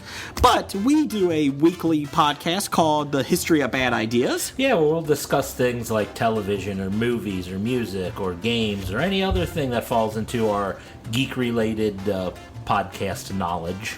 You can find us on Geek Life Radio, Fridays, 10 a.m. Eastern, 9 a.m. Central, or Radio-Blitz, Saturday, 9 a.m. Eastern, 8 a.m. Central, or you can listen to us whenever the hell you want on iTunes and Stitcher. Check us out. Roger says goodbye. Goodbye. Yeah, so what else have you been watching other than Spider-Man? I'll be completely honest with you, I haven't got a lot here. Right, I've got a couple. I haven't got a lot here, but I've got a couple. I am going to start, though. Go on then. Because friend and previous guest of the show, Lance, when he was on the show, we were kind of geeking out about the fact that he works a bit with Jason Fleming and how busy mates they are, kind of thing. And he told us that Jason Fleming was going to be doing his directorial debut. Oh, yeah. This movie has come about now. This movie is out now. You can watch it. And I watched it. It's called Eat Local. And I thoroughly enjoyed it. And I was quite surprised. I know Jason Fleming's been around for a while, so obviously he's going to have the connections that he's got. But I was very surprised at the cast of this movie. And it's really fucking good. I enjoyed the movie. It's called Eat Local. It's about a group of vampires in the UK who meet up, like, I'm assuming it's like every year they meet up and they discuss the rules of being a vampire and the sections of the UK that they have. Because the UK is sort of split up into sections. And by the way, I cannot forget that Berwick upon Tweed is mentioned. Get out. We are in a Jason Fleming vampire movie, Berwick upon Tweed. And it's in the best way possible, and I'll tell you for why in a minute. So they all meet up to discuss the rules of everything and the different zones and sort of like how many people have been eaten and turning and stuff like this. And it's going to be like a round the table sort of Reservoir Dogs conversation without the guns and Madonna's big dick and all that. So they're sitting there. One of the guys has broken some rules, and this is the section I'm about to tell you about. The cast, by the way, because I have to kind of tell you who's who. You have Charlie Cox in there from Daredevil. So he's all up in there. Nice. You got Vincent Regan from every fucking British film ever. Great actor. If I showed you a picture, you would totally know what he was. Yeah, I'm sure you'd recognise the hell out of him. You have Tony Curran, or Curran, who I really like. Again, if I show you a picture, you'll know straight away. And he's another one who's been in every single thing ever. Freema Agim, I'm going to fuck it up. Martha from Doctor Who. Agelman. She's in there, like and she's fucking excellent. By the way, she is a very good actress. In this, she gets to like have an assault rifle, and she looks badass. Mackenzie Crooks, Gareth from The Office, who we love, and the biggest fucking surprise of the movie for me, because I used to watch One Foot in the Grave. No. And I used to love One Foot in the Grave. Annette Crosby. Oh, I thought you were going to say Richard Wilson. But Is he not dead? I thought he was dead. No, I don't think so. But no, it's not Victor Meldrew, it's his wife. And she is fucking amazing in this movie. I'm going to have to check this out. She's the little doddery old lady at the table, but then when she turns it on, and she gets a couple of badass lines like, "Come at me, bitch," and all this kind of thing, and you're like, fucking hell, Annette Crosby's swearing. And there's a scene later on in the movie when she's like, there's like Marines outside, not Marines, like British forces outside, and they know that there's vampires at this house, and Mackenzie Crook he's for killing them all, and so they get there and they've kind of taken siege of the place, and Annette Crosby comes out in the Zimmer frame, and she's like, hello, she's doing like the Annette Crosby thing, and this guy comes over to her, Special Forces comes over to her, and he just thinks she's like, oh, she's just a little old lady caught in amongst it, So he goes in and she like pulls these two scythe things from the Zimmer frame and just fucking slits his throat. And you're just like, going, shit, Mrs. Meldrew just did that. It's fucking great. But But yeah, the scene that I'm on about, they're sitting around the table, they're talking about the rules, and Tony Curran is kind of like, you've been breaking the rule, and there's like this slopey sort of Italian-looking character, and he sort of sat there and he's gone, look, we've discussed this, everything north of the border is mine. And then Charlie Cox turns around and goes, but not Berwick-upon-Tweed. And I was sitting there going, not only is Berwick-upon-Tweed mentioned in this, but geographically they know where the fuck we are. Geographically, Jason Fleming knows where fucking Berwick is. It's not Scotland, it's England. So I was pleased with that. This movie's great. I'm going to check that out. I really enjoyed it. You can get it on Amazon. It's a great film. You even get a couple of little cheeky, I wouldn't say cameos because they're in it for a little wee bit, but Ruth Jones, Nessa, she turns up for a little bit. Bloody hell, he has got a cast. Yep, and Dexter Fletcher, who we all love. He's been in everything. Dexter Fletcher. I know what you mean. I know exactly what you mean. Yeah. Aye, so he's in there, but that's to be expected because apparently him and Jason Fleming are like press gang. Yeah, him and Jason Fleming are like best mates ever. Now, the thing is, this is a great little movie, and I'm doing I'm trying to do it justice. I'm trying to let people know about it. You've got to go out and find it. This is a great little movie. It needs to be seen, and I think you'll definitely enjoy it. I'm going to check that. There's some cracking dialogue in there. You know I like me some vampires, so... Aye. And there's even like a fucking... like a raid-style fight in a barn that totally came out of absolutely nowhere, and I sat there and went, the fuck just happened? What? But honestly, great film. So we'll move on to yours. Yeah. Well, the first one I've got to talk about is War Dogs. Jonah Hill and Miles Teller. Yeah. It's actually... I put off watching this movie for the longest time. Right. I started watching it, and then I don't know if I was in a pissy mood or what, but I kind of just went, nah, fuck that, click. And I didn't try to watch it again for a good, I don't know, fucking 6 months or something. Yeah. But it's come on to Sky Movies, so I thought I'll give it another go. Mm-hmm. And it's really, really fucking good. I wanted to watch it, but I watched the trailer for it because obviously I like Jonah Hill, I like Miles Teller. I watched the trailer for it, and it just super reminded me of that Nicolas Cage movie, Lord of War, when he's the arms dealer. I didn't watch that. And I kind of just thought, I enjoyed that movie, I maybe don't need this one. So I just didn't bother. So yeah, it's about gun runners. They're kind of sick of Miles Teller as a massage therapist in Miami. So there's a clip of him massaging a guy, like a sort of rich, fat old white guy, and the guy kind of just sort of takes his towel off and expects a hand job. Ew. I know. It cuts away. Off Miles Teller? I don't know if he does it or not, but yeah. Ew. Yeah, so Jonah Hill is a gun runner, but he's kind of sort of small potatoes. He's not, so the two of them join forces and they start doing some mental shit, trying to get bigger contracts from the US government. So the main contract that they're going at, that they decide to go after once they've set up, is to arm an entire country. Nice. So it's like 12 billion bullets or something like that. And so they have a cameo by someone, but it's just gone completely fucking out of my head who it is. And it's not going to happen. Hasselhoff. No, it's not. It's not the Hoff. I would remember that. It's Bradley Cooper. Cool. Yeah. So he's like a sort of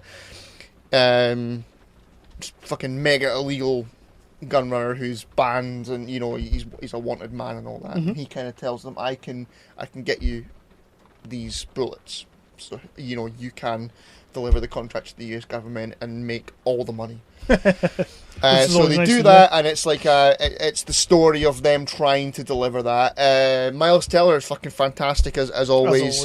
Jonah Hill is fucking great as well. He's kind of just playing the same character as Wolf of Wall Street. Yeah, like not a druggie or anything, but just like a little bit unhinged. Right. Where you get the impression that if he kicks off, he'll fucking put a bullet in your head. Cool. Basically. It's really good. I think you should give it another go. Yeah, I'm going to have to give that a go. I'm definitely going to have to give that a go. I'm surprised you dismissed it because you like Miles Teller. I do like Miles Teller. I love Miles Teller. And he is very, very good in it.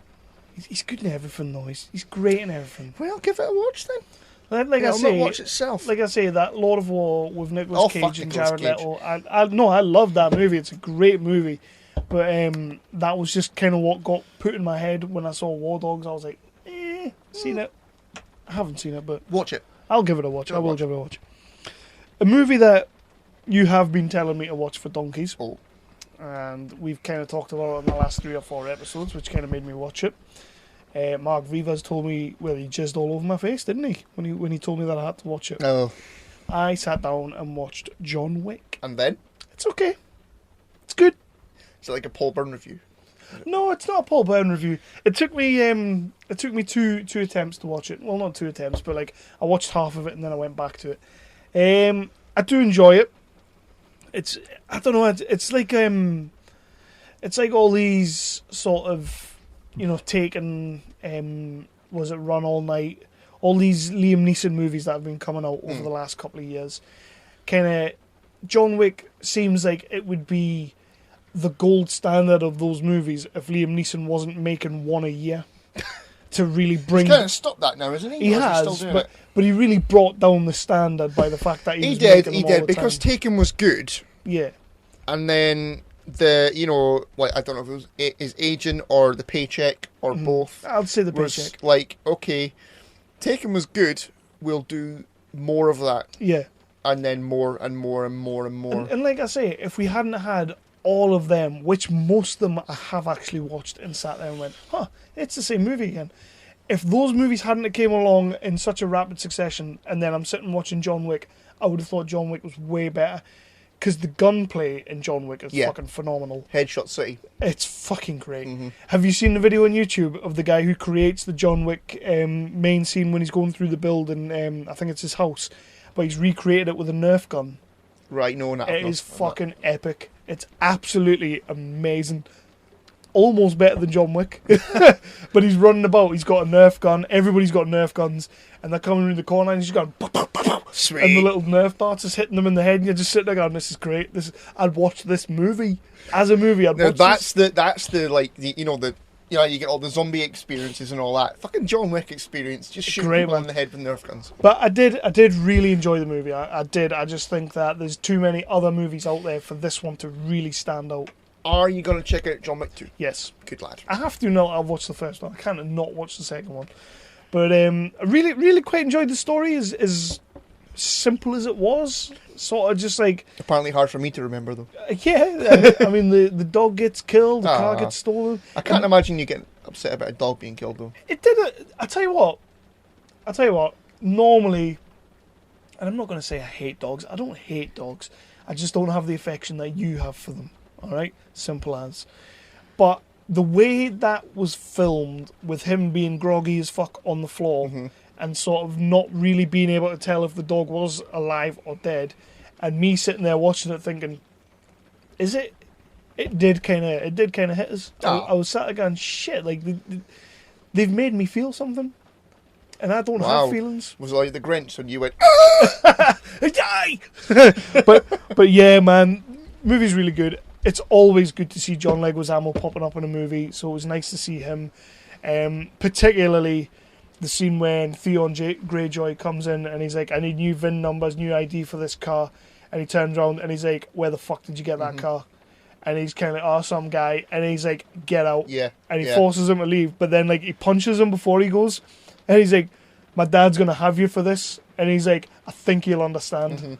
And then when he tells his dad, he goes, what the fuck have you done? What have you done? He's kind of on the phone and he's like, I heard you put hands on my son. And he's like, well, he did steal John Wick's car. Bleep. It was just like, shit. But yeah, it was a good movie. Adrian Padlicki, the woman with the dark hair, who he has the gunfight with in the room, in the hotel room. Yeah. It's always amazing to see her and stuff. Friday Night Lights, I love her. It's fantastic seeing her.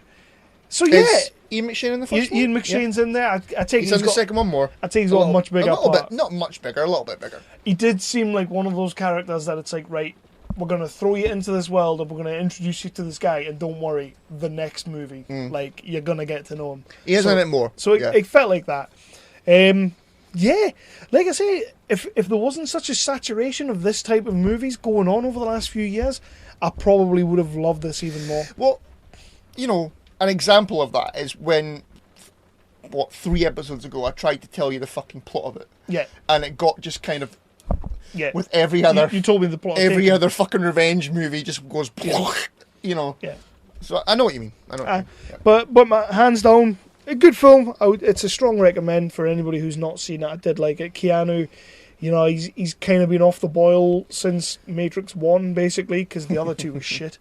But he's not really done anything massively amazing, and it was nice to see him having a time to sort of shine. Yeah. And this is definitely his area. It kind of reminded me of, did you ever see Wesley Snipes' The Art of War? Yes. The gunplay in that is fucking phenomenal. The movie's shit, but the gunplay is phenomenal, to the point where you were kind of like, you know what, Wesley Snipes still kind of has it. He doesn't anymore, because he doesn't pay his taxes. But... Allegedly. No, he doesn't. He got arrested and stuff. Oh, he's out of jail now, though. Still means he did it, though. But yeah, it's nice to see Keanu having something that could possibly turn into... I'm assuming there'll be a John Wick 3. Yes, they're making one that's like a trilogy. Right. Well, that's fine. And he deserves it. He's put his time in. He's put his time in. Yeah. So he deserves it. And I did enjoy it, and I will watch the second one. Good. And I thought you'd be happy with that. I'm happy with that. Yeah, finally. It only took like 6 months. Yeah, Guardians 2 next. Yeah, I might get to it. Mm-hmm. You'll like it. It's good. I'm trying. I still can't believe that. So you're going to do a public apology for not watching it quicker? No. Why? Because I'm not doing it through choice. I just haven't had the chance to watch it yet. You decided you just weren't going to watch it. Hands down, not going to watch it. Meh. So next, what you got? Okay, I've only got... Well, other than Spider-Man, I've only got one more movie to talk about. Cool. This is a movie that is being panned like a motherfucker. Mm-hmm. It's The Mummy. I've seen The Mummy. Yes, you said. Yes. How did it go? Okay. Right. Rightfully panned? No. No? Tell me for why. I don't think it's all that bad. Is it the Brendan Fraser Mummy? Fuck no. No, at all.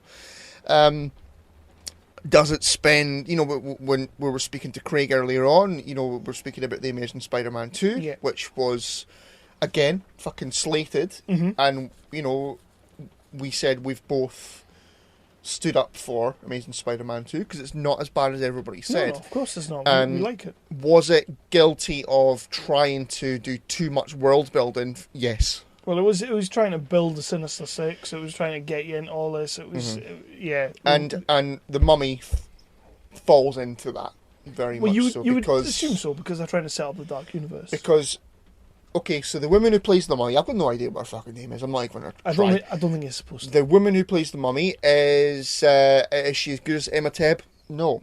But here's the thing. If you go into it expecting it to be Brendan Fraser's The Mummy, then you are going to hate it. Right. Right? I'm a massive fan of that movie, mm-hmm. as you know, but I tried as much as possible to put that out of my head when I went in to see The Mummy. Sounds like a reasonable thing to do. Yes, Ghostbusters, for example. Exactly. And I didn't hate it. There's a 365 Flicks. I didn't hate it.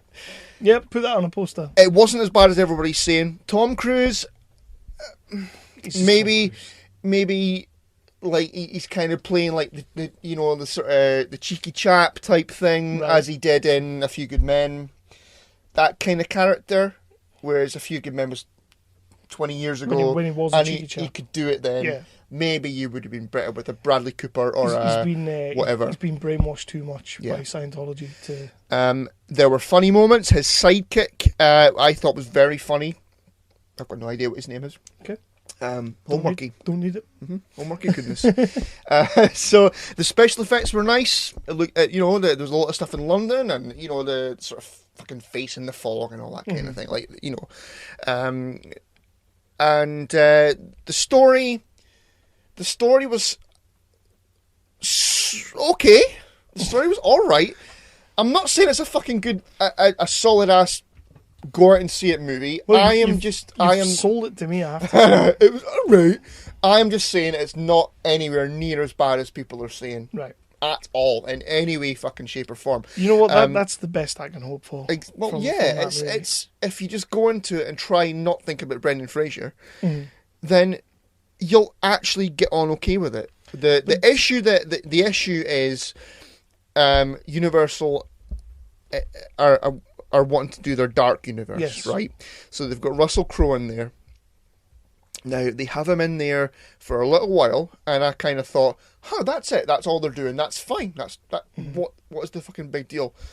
But then, maybe about 3/4 of the way into the movie, before, like, the final act starts, the whole thing, like, comes to a fucking halt. And then it's just, the woman is kind of, like, locked up in a chamber or something. Mm-hmm. They've caught her, and, and then... Russell Crowe becomes the big bad. Okay. For a while. Because he's obviously Jekyll and Hyde. So he turns into Hyde. Jekyll? Hyde. Hyde. And it kind of just screeches to a halt because they've put that in there. That's where it fails. Okay. Right? Once they've got that bollocks out of the way, the movie continues. The mummy escapes and the movie continues and comes to... So they threw that to connect the universe together. Yeah. Bollocks. Yeah, that's where it fails. It just comes to a crash and halt because they've chucked that in there. If they'd just done a cheeky 2 or 3 minute conversation, because what is it? Tom Cruise is now immortal, and fucking some bollocks. It's not as bad as it. It's not a great movie. I am not saying that. It's not a fucking great movie. Tom Cruise has done better. Mm-hmm. Stick to your Mission Impossibles, mate.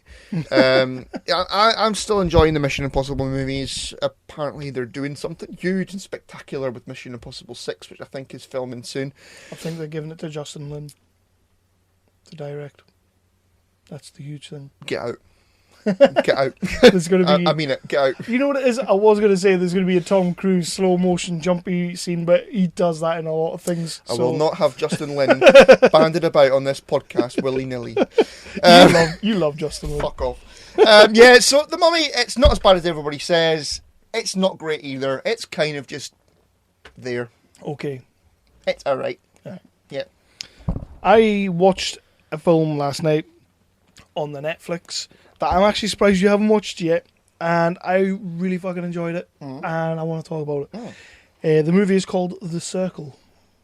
Oh, was it got Emma Watson and thingy? Which is why I'm surprised you haven't watched it yet, because it's got Hermione in it. Yeah, I've been watching a TV show on the Netflix, which we'll talk about now in a minute. Okay, so Emma Watson's in it. Don't give me any fucking spoilers, because I'm going to watch it. I'm not going to. Emma Watson's in it, Tom Hanks is in it, John Boyega, Finn from Star Wars.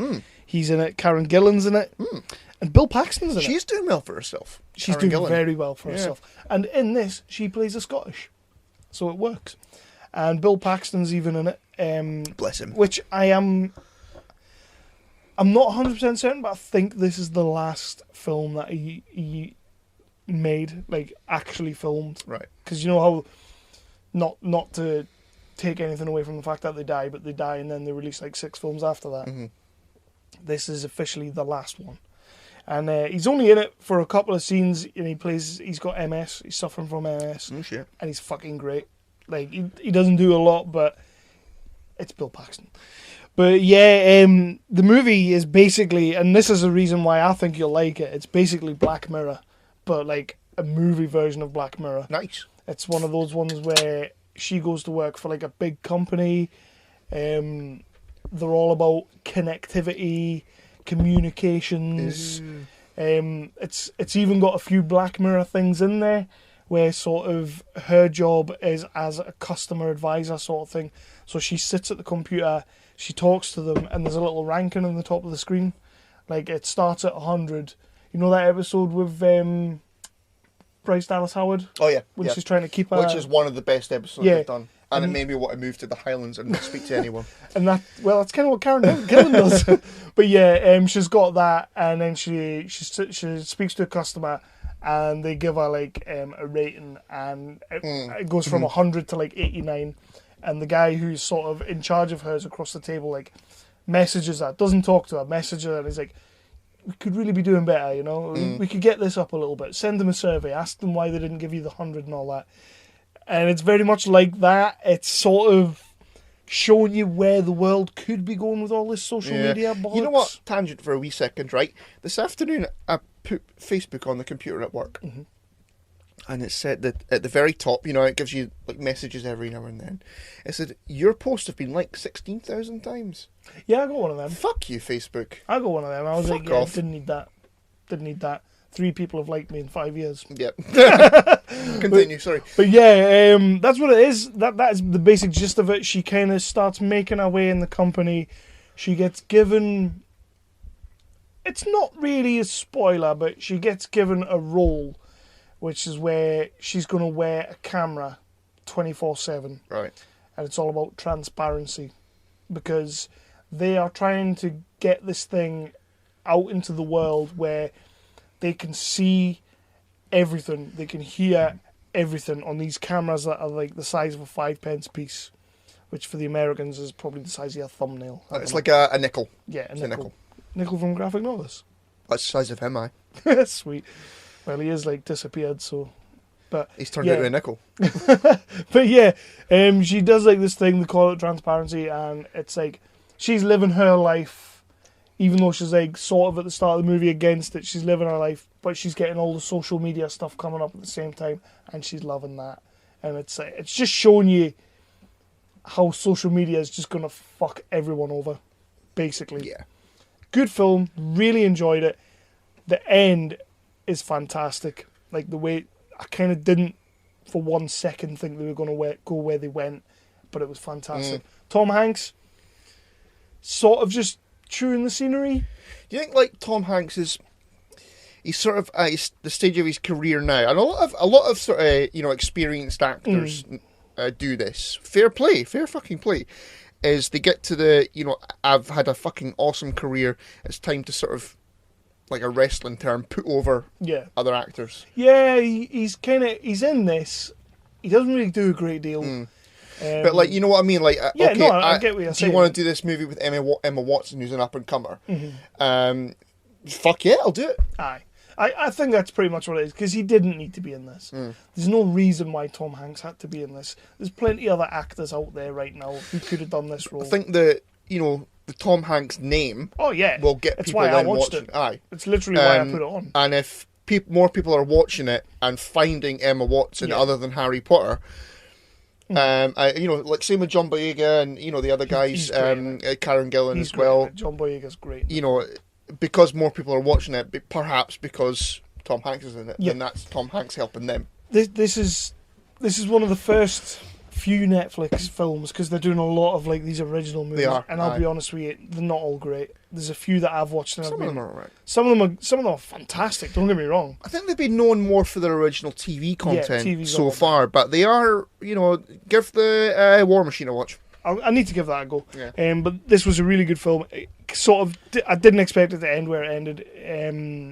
Definitely recommend. Just don't expect too much from Tom Hanks. Just don't. Fair enough. He's not doing much. And the scenes you are in, you're kind of sitting there thinking, I think he's thinking about his next movie. Like, he's not really thinking about this one. Yeah. To the point where Peyton Oswalt, the little short fat guy from Agents of S.H.I.E.L.D. Yes. The lanyard guy. Yeah, he's good. Yeah. I like him. He's a good actor. He's in it, and basically every scene he's in, Tom Hanks is in, and he basically makes Tom Hanks look like fucking, I don't know, Daniel Radcliffe. Just makes him look like a first-year actor, and you're sitting there going, holy shit, Peyton Oswalt's wiping the floor with Tom Hanks here. So, give him that as well. There you go. But he is a good actor as well, I like him. So, next. Yeah, okay. That's the only other movie I've got to speak about is SpiderMan, which we'll do now in a minute. Yeah. But staying on Netflix, I have been watching Glow. Okay. I've actually finished watching Glow. Is this the one about the lady wrestlers? Gorgeous Ladies of Wrestling. Yeah. It's set in the 80s. It's 80s as fuck. It's got that going for it then. Yeah. It's great. Yeah. It's so fucking good. I keep seeing it when I'm like flicking through it, and I just kind of go, I'm not watching that.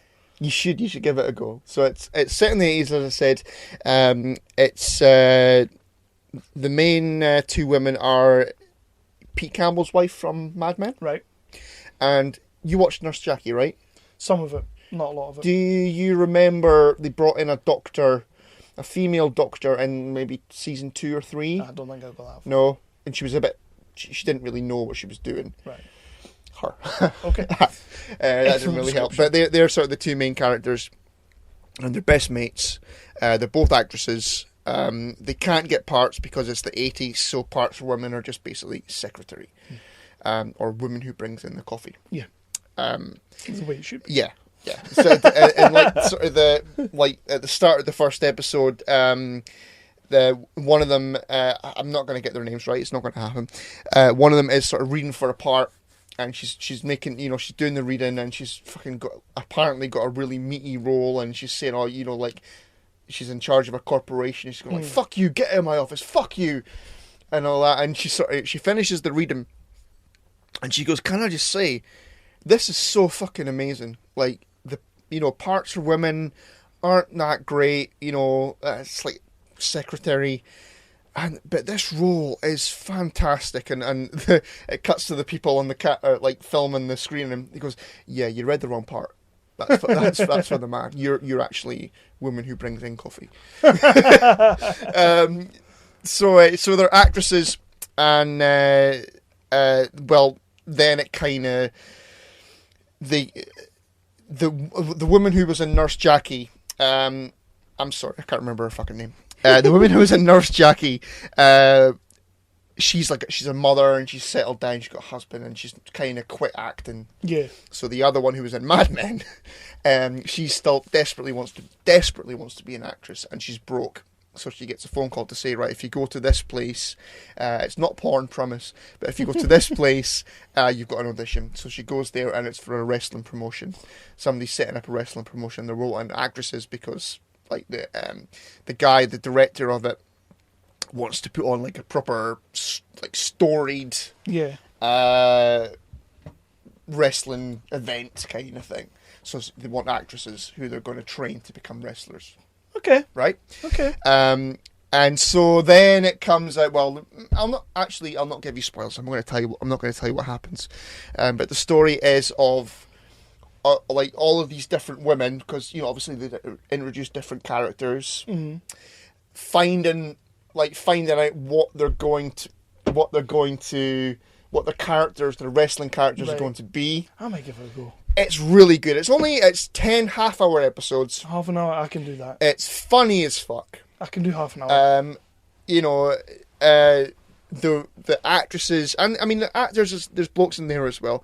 There's a few cheeky cameos from wrestlers, from WWE guys. Okay. Or former Seth WWE Rollins? guys. No, not Seth Rollins. Oh. It's like shit ones who have left WWE. Good angle. Actually, not. How dare you? No. One of them was John Morrison. Do you remember him? The Mrs. Mate. Yes. Aye. Yeah. He was good. He's in the first episode, I think it is. So there's a couple of cheeky cameos going about in that. I'll give it a go. Really, really, really good. I just kept seeing it, and I was like, I ain't watching that. Like, part of me, when I realised it was like gorgeous ladies of wrestling, I was like, I'll give that a go. But every time I stopped on it, I was Did like, you think, nah. it's one for the wank bank? It's not. No? No. All right. No, it's not. It's not that. No. No. Okay. But give it a watch. Honestly, give it a try. I will. I'm going to give that a go now. I didn't think I would, but I will. I got one more film that I ain't going to talk much about, and then we'll move on to Spider-Man. I've got a comic book to talk about. Yeah. Yeah, we'll do Spider-Man first, though. Right. No, we'll do comic books and stuff. But, Logan. Oh, yeah. I was texting you. It's out on DVD and Blu-ray now, so I got a lend of it. And, yeah, I'm having a hard time with it. I don't know what I was expecting, to be honest. He's great. He's still great as Logan. He's still fantastic as Logan. I think it's just a bit too... You know how it's totally different to any other, like, sort of Logan-based project or superhero-based, any fucking project. It's just it's in a field of its own, really. It's sort of like... Well, the only movie it's connected to is the very, very first X-Men movie. Yeah. Because the only reference it makes is to the Statue of Liberty. Yeah. But the style of the movie, I just wasn't keen. Like, it was taking too long to get into the movie, which normally I'm okay with. But I don't know, I think I was just wanting something else. And it took a while to get into, and then even when I got into it, I didn't really feel that invested in what was going on. I didn't finish it, I'll tell you that now. I am intending to. I know you told me not to bother if I'm just not into it. But I'm gonna, because it's Logan. It is Logan. But I just got to a certain point where I just sat there, you know what, I'm out. I'm done. And I've got a funny feeling I'm probably like 5 minutes from the end, to be fair. It was. Could you just pause it to see what time? I should have done. I should have done. It was a scene where, and I don't know if it's a big spoiler or whatnot, but the movie's been out for fucking donkeys. There's like a fake Logan. Yes. That like stabbed. Yes. That stabbed Charles, and with his fake claws. And you know what it is? I kind of just went, I'm done. Terminator Salvation did it. Wow, yeah, Terminator Salvation did do it. But no, that happened, and I was like, okay, I'm done. And I just turned it off, and I was like, I'll come back to it. But up until that point, I can't say I was that invested. Yeah. And it's a shame because everybody's bigging it up. Everybody's saying that it's one of like the best superhero movies, that because it's so different in the way it's done. I wasn't keen on the way they were doing it. I do need to watch it again. I saw it in the cinema. Yeah, you want to watch the noir version, don't you? Fucking do not. Don't do that. No, I saw it in the cinema, when it came 6-7 months ago, something like that. I don't know. And I remember loving it. Absolutely loving it. But, yeah, honestly, and I know, I'm aware I'm being a massive pissy bastard about this, but since you told me about them putting the noir version in it, I'm like, you pretentious assholes. Yeah, it's something that I don't and really... It's honestly, seriously, it's put me off watching it again. Having watched most of the movie, I'm sitting there thinking, what would noir do to this? Like, I don't know, like, we spoke to Burton's Bob after watching The Damp Night, and he was saying that, you know, it would sort of bring a hyper-realistic, stylized thing to the blood and stuff like that. And I'm sitting watching the movie like, I can't see anything that noir would do for this. That's bollocks. I just don't see it. But again, like I say, I don't know. I don't think I'll be that far from the end, but I'll get back to it. I can't see me watching it again. I'm in that much of a huff. So yeah, that's Logan. But so what else do you have? Yeah, I have been reading some Rebirth. Oh, you have? Yes, you mentioned this. Rebirth. So after we saw Wonder Woman, yep, I bought volumes 1 and 2 of Wonder Woman Rebirth. Yep. I don't know if there's a volume 3 out yet. I'm not entirely sure. So it's really fucking good. It is, isn't it? Yeah. It's Greg Rucka writing it, isn't it? No. It's fucking really good stuff. Go with that. How do you get on with the chopping and changing? Do you mean, what do you mean between the year 1 stuff and the... Yeah. I thought it was going to put me off. Mm-hmm. Because I finished the first... How does that work in a trade, like in a volume? The first volume is like the main story. Right. Where you've got... Is it Tigra? Yes. Or something like that. That whole shit going on. And Steve Trevor's been... like his team have gone missing and all that. Right. And Wonder Woman goes to try and find them. So they've actually separated the two different stories into volume. That's better. So volume 2 is year 1. Yeah. And so it's like Steve Trevor crashing on the island. That makes a hell of a lot of sense, because I was reading them week to week when they were coming out, and it was like, well, not week to week, I think it was 2 weeks to 2 weeks. It was like every fortnight. And you were kind of like, okay. And then the next week was like, what the fuck? Oh, so they didn't... It came out like... Story, year 1, story, year... Oh, fuck that. That's the way it went. And it was a bit off-putting, but the thing in my head was like, at some point, it's going to connect. Like, there's going to be something that connects the two. I've maybe not gotten that far yet, because I'm only 2 volumes in. From what I know, Rucka's now finished his run on issue 25. Right. But I mean, if you want to borrow the volumes 1 and 2, just let me know. I may do. I was enjoying the hell of it. The year 1 story was brilliant. I was really enjoying that. Yeah. But yeah, it's good that they've done that for the volumes. Well, I'd never read a Wonder Woman comic book before. She's cool. She's cute. Sexy lady. There you go. No, I really, really enjoyed it. And I would never have enjoyed it. I would never have bought it if Wonder Woman hadn't been so good. Exactly. So there you go. I think there's going to be a lot of people like that. Yeah. And it's good, because when they've redone Rebirth, it's a good place to jump on. Like, you're only like, 25 issues in, you can catch up on that. It's not like before Rebirth when you were like, what, fucking 900 issues in? Yeah. You ain't catching that. Yeah. But yeah. So that's Wonder Woman. So before we move, do you have anything else? Nah.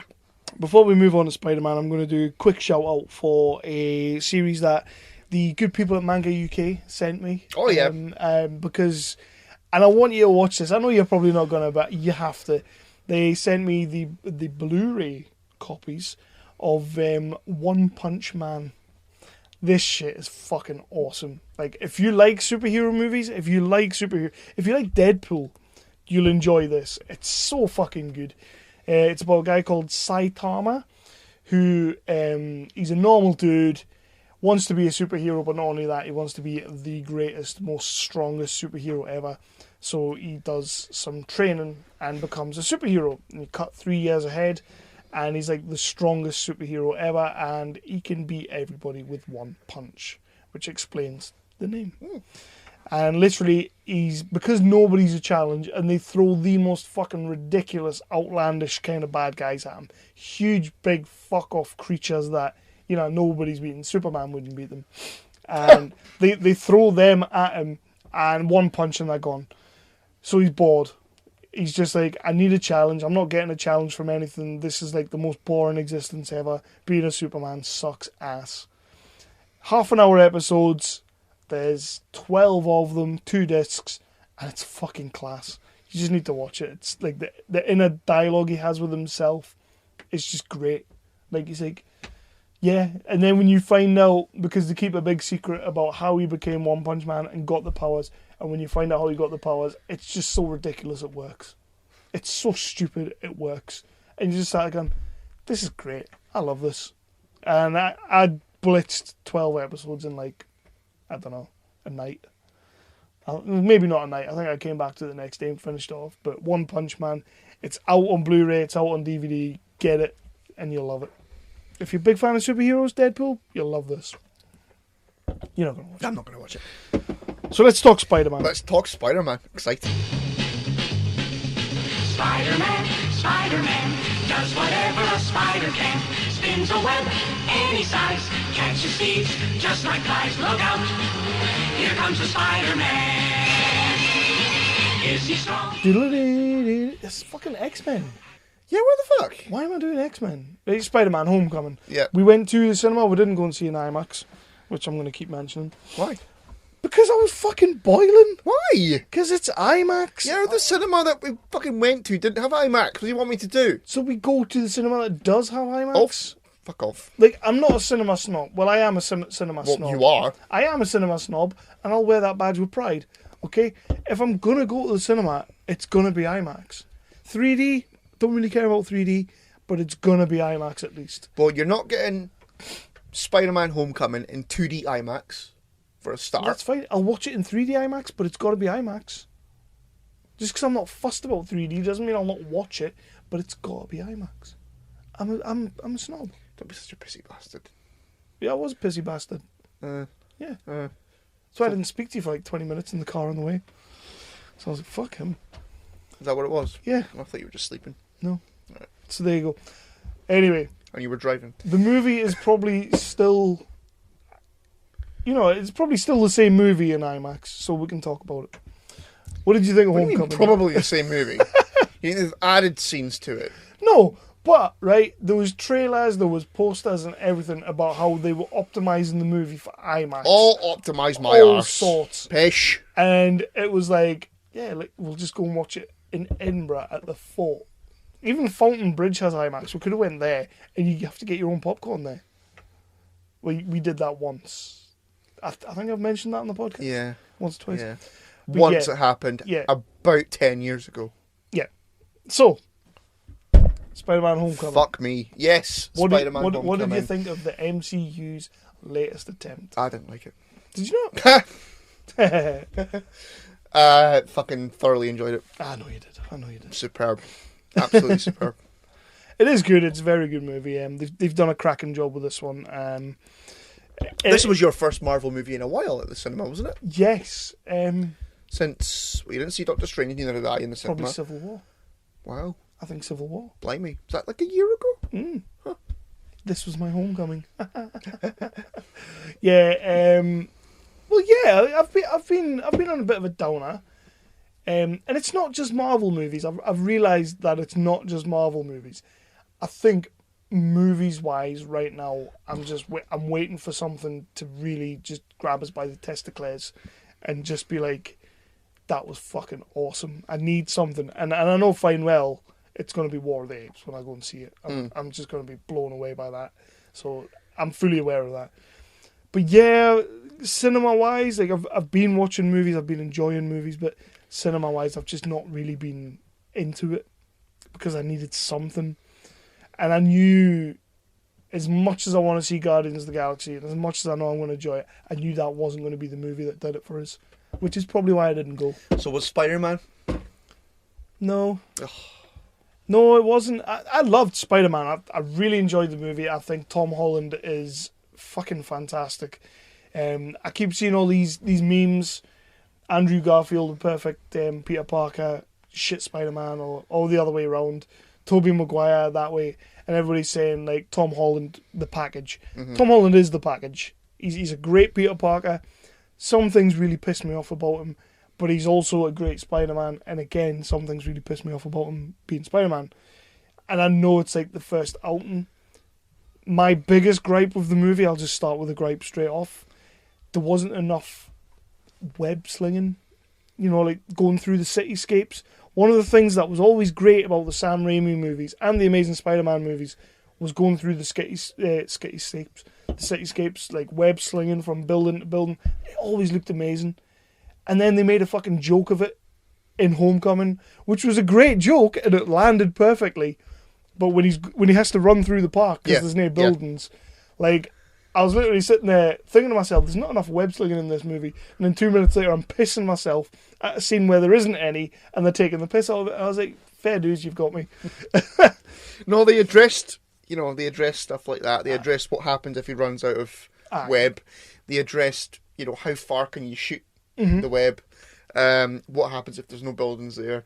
That was great. There was that little scene when Ned, the best friend, kind of finds out that he is Spider-Man. And Ned basically asks every question. Which is exactly what you would do if you just found out your best mate was Spider-Man. Exactly. Yeah. Which is why, Ned's a fantastic character. For me, far and away the best character in the movie. I loved Ned. I thought he was great. But I loved the movie. Would I say it's 10 out of 10? I wouldn't say it's 10 out of 10. No. But I did love it. Where would I put it in the MCU right now? I'm not 100% certain. We'll maybe talk about that. We still need to do that. Do that on another episode. Yeah. We'll rank them all. Cast-wise, it was pretty much perfect. Michael Keaton. How good was Michael Keaton? Michael Keaton was great. He was fantastic. I just didn't really... I loved the character. I loved the way he portrayed it. I just didn't really get his motivation. Like, I know he kept saying that he was doing it for his family, and his family also being like his work family.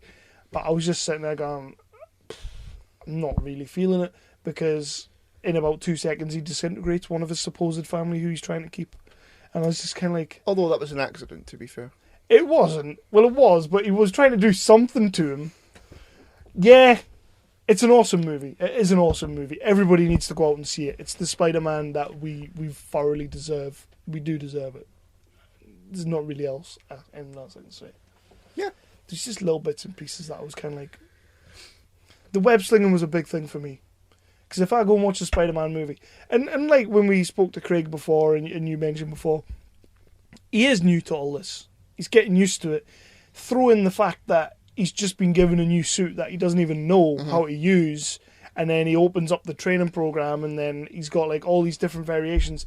So you can justify it by saying, well, he doesn't know how to use the suit, so he's not going to do as much web slinging as you want him to do. But that's a big thing for me. I was getting like, I want to see Spider-Man swinging. But then a lot of it doesn't take place in the big city because he's a school kid. Yeah. So, yeah. And I don't want to see a trilogy of him in school. I know that's what they're saying. We spoke about this in the car, I think, is he got away with being 15 years old in this movie. Just. Because he looks about 40. He doesn't look fucking 40. But in say, like, so he's going to be in Infinity Wars. Yep. Then Avengers 4, whatever that's going to be called, Infinity Wars 2, say. Apparently, Infinity Wars 2 is going to lead directly into Spider-Man Homecoming 2, or whatever they're going to call it. So, you're talking, 4 years? Before we get another Homecoming. So, in 4 years' time, he ain't going to look 15 anymore. I know he's going to be 44. I know what you're saying, though, and it is a big problem for me, but the director, John Watts, and I'm sure Kevin Feige as well, is basically like, the Spider-Man trilogy as it stands is going to be school. And I don't... You know what? I've watched two different versions of movies so far. I've now watched 3 where he was in school. I'm kind of just ready for Spider-Man not to be in school. I get that most of the comic books are set in school and stuff like that. I'm not bothered. Just take him out of school. Just let's get on with it. That's if they're so determined to do a trilogy in school, it's going to get into sort of, Harry Potter territory, where by the end of it, they were what? I don't know 50. There were fucking 50. 50-year-olds Shut the fuck up. They were like, I don't know, like 25 years old, say, Yeah. playing 15-year-olds. Doesn't make sense. And that doesn't make sense. That's when you get into what people say about the Andrew Garfield ones and the Tobey Maguire ones, where the guys in the fucking high schools look 40. Are 40. Aye. Again, I thoroughly enjoyed the movie. I did. Tom Holland's unbelievable. A little bit... I don't really want to say it because it made sense. But for me, a little bit too much Tony Stark. Like, he was in it every other scene. Like, you were getting a little bit of story, and here's Tony Stark again. A little bit, like, and he was phoning Happy Hogan every 2 minutes. And I get they've got to tie it into the MCU, and they've got to keep it there. And it's nice that Tony's sort of taken that father figure type role with him, which I did like. But that's the progression of the character in the film, though. Yeah. Because he's so desperate to get another mission and to be an Avenger. But spoiler. You've been warned. We'll be doing spoilers. He's so desperate to become an Avenger, and then by the end of the movie, he's offered the chance to become an Avenger, and he turns it down. So that's the arc of the character. Mm-hmm. I get that. It seemed to rely quite heavily on the fact that it's now in the MCU. Is all I'm saying. For his first movie out, and it's like, Marvel's got Sony, and we're going to tell you every 2 minutes that Marvel's got Sony. They weren't telling you every 2 minutes. Not that they've got Sony, that they've got Spider-Man. Yeah, I don't think they were telling you every 2 minutes. It felt like it did to me. Well, yeah. And Iron Man wasn't in it every 2 minutes. He was in it every fucking... No, he fucking wasn't. 5 minutes then. 5 minutes. But I don't really have any massive negative things to say. It's all little gripes that don't really detract from my overall enjoyment of the movie. I did enjoy the movie. Whereas some of those tie-ins were pissing me off, I was quite enjoying them.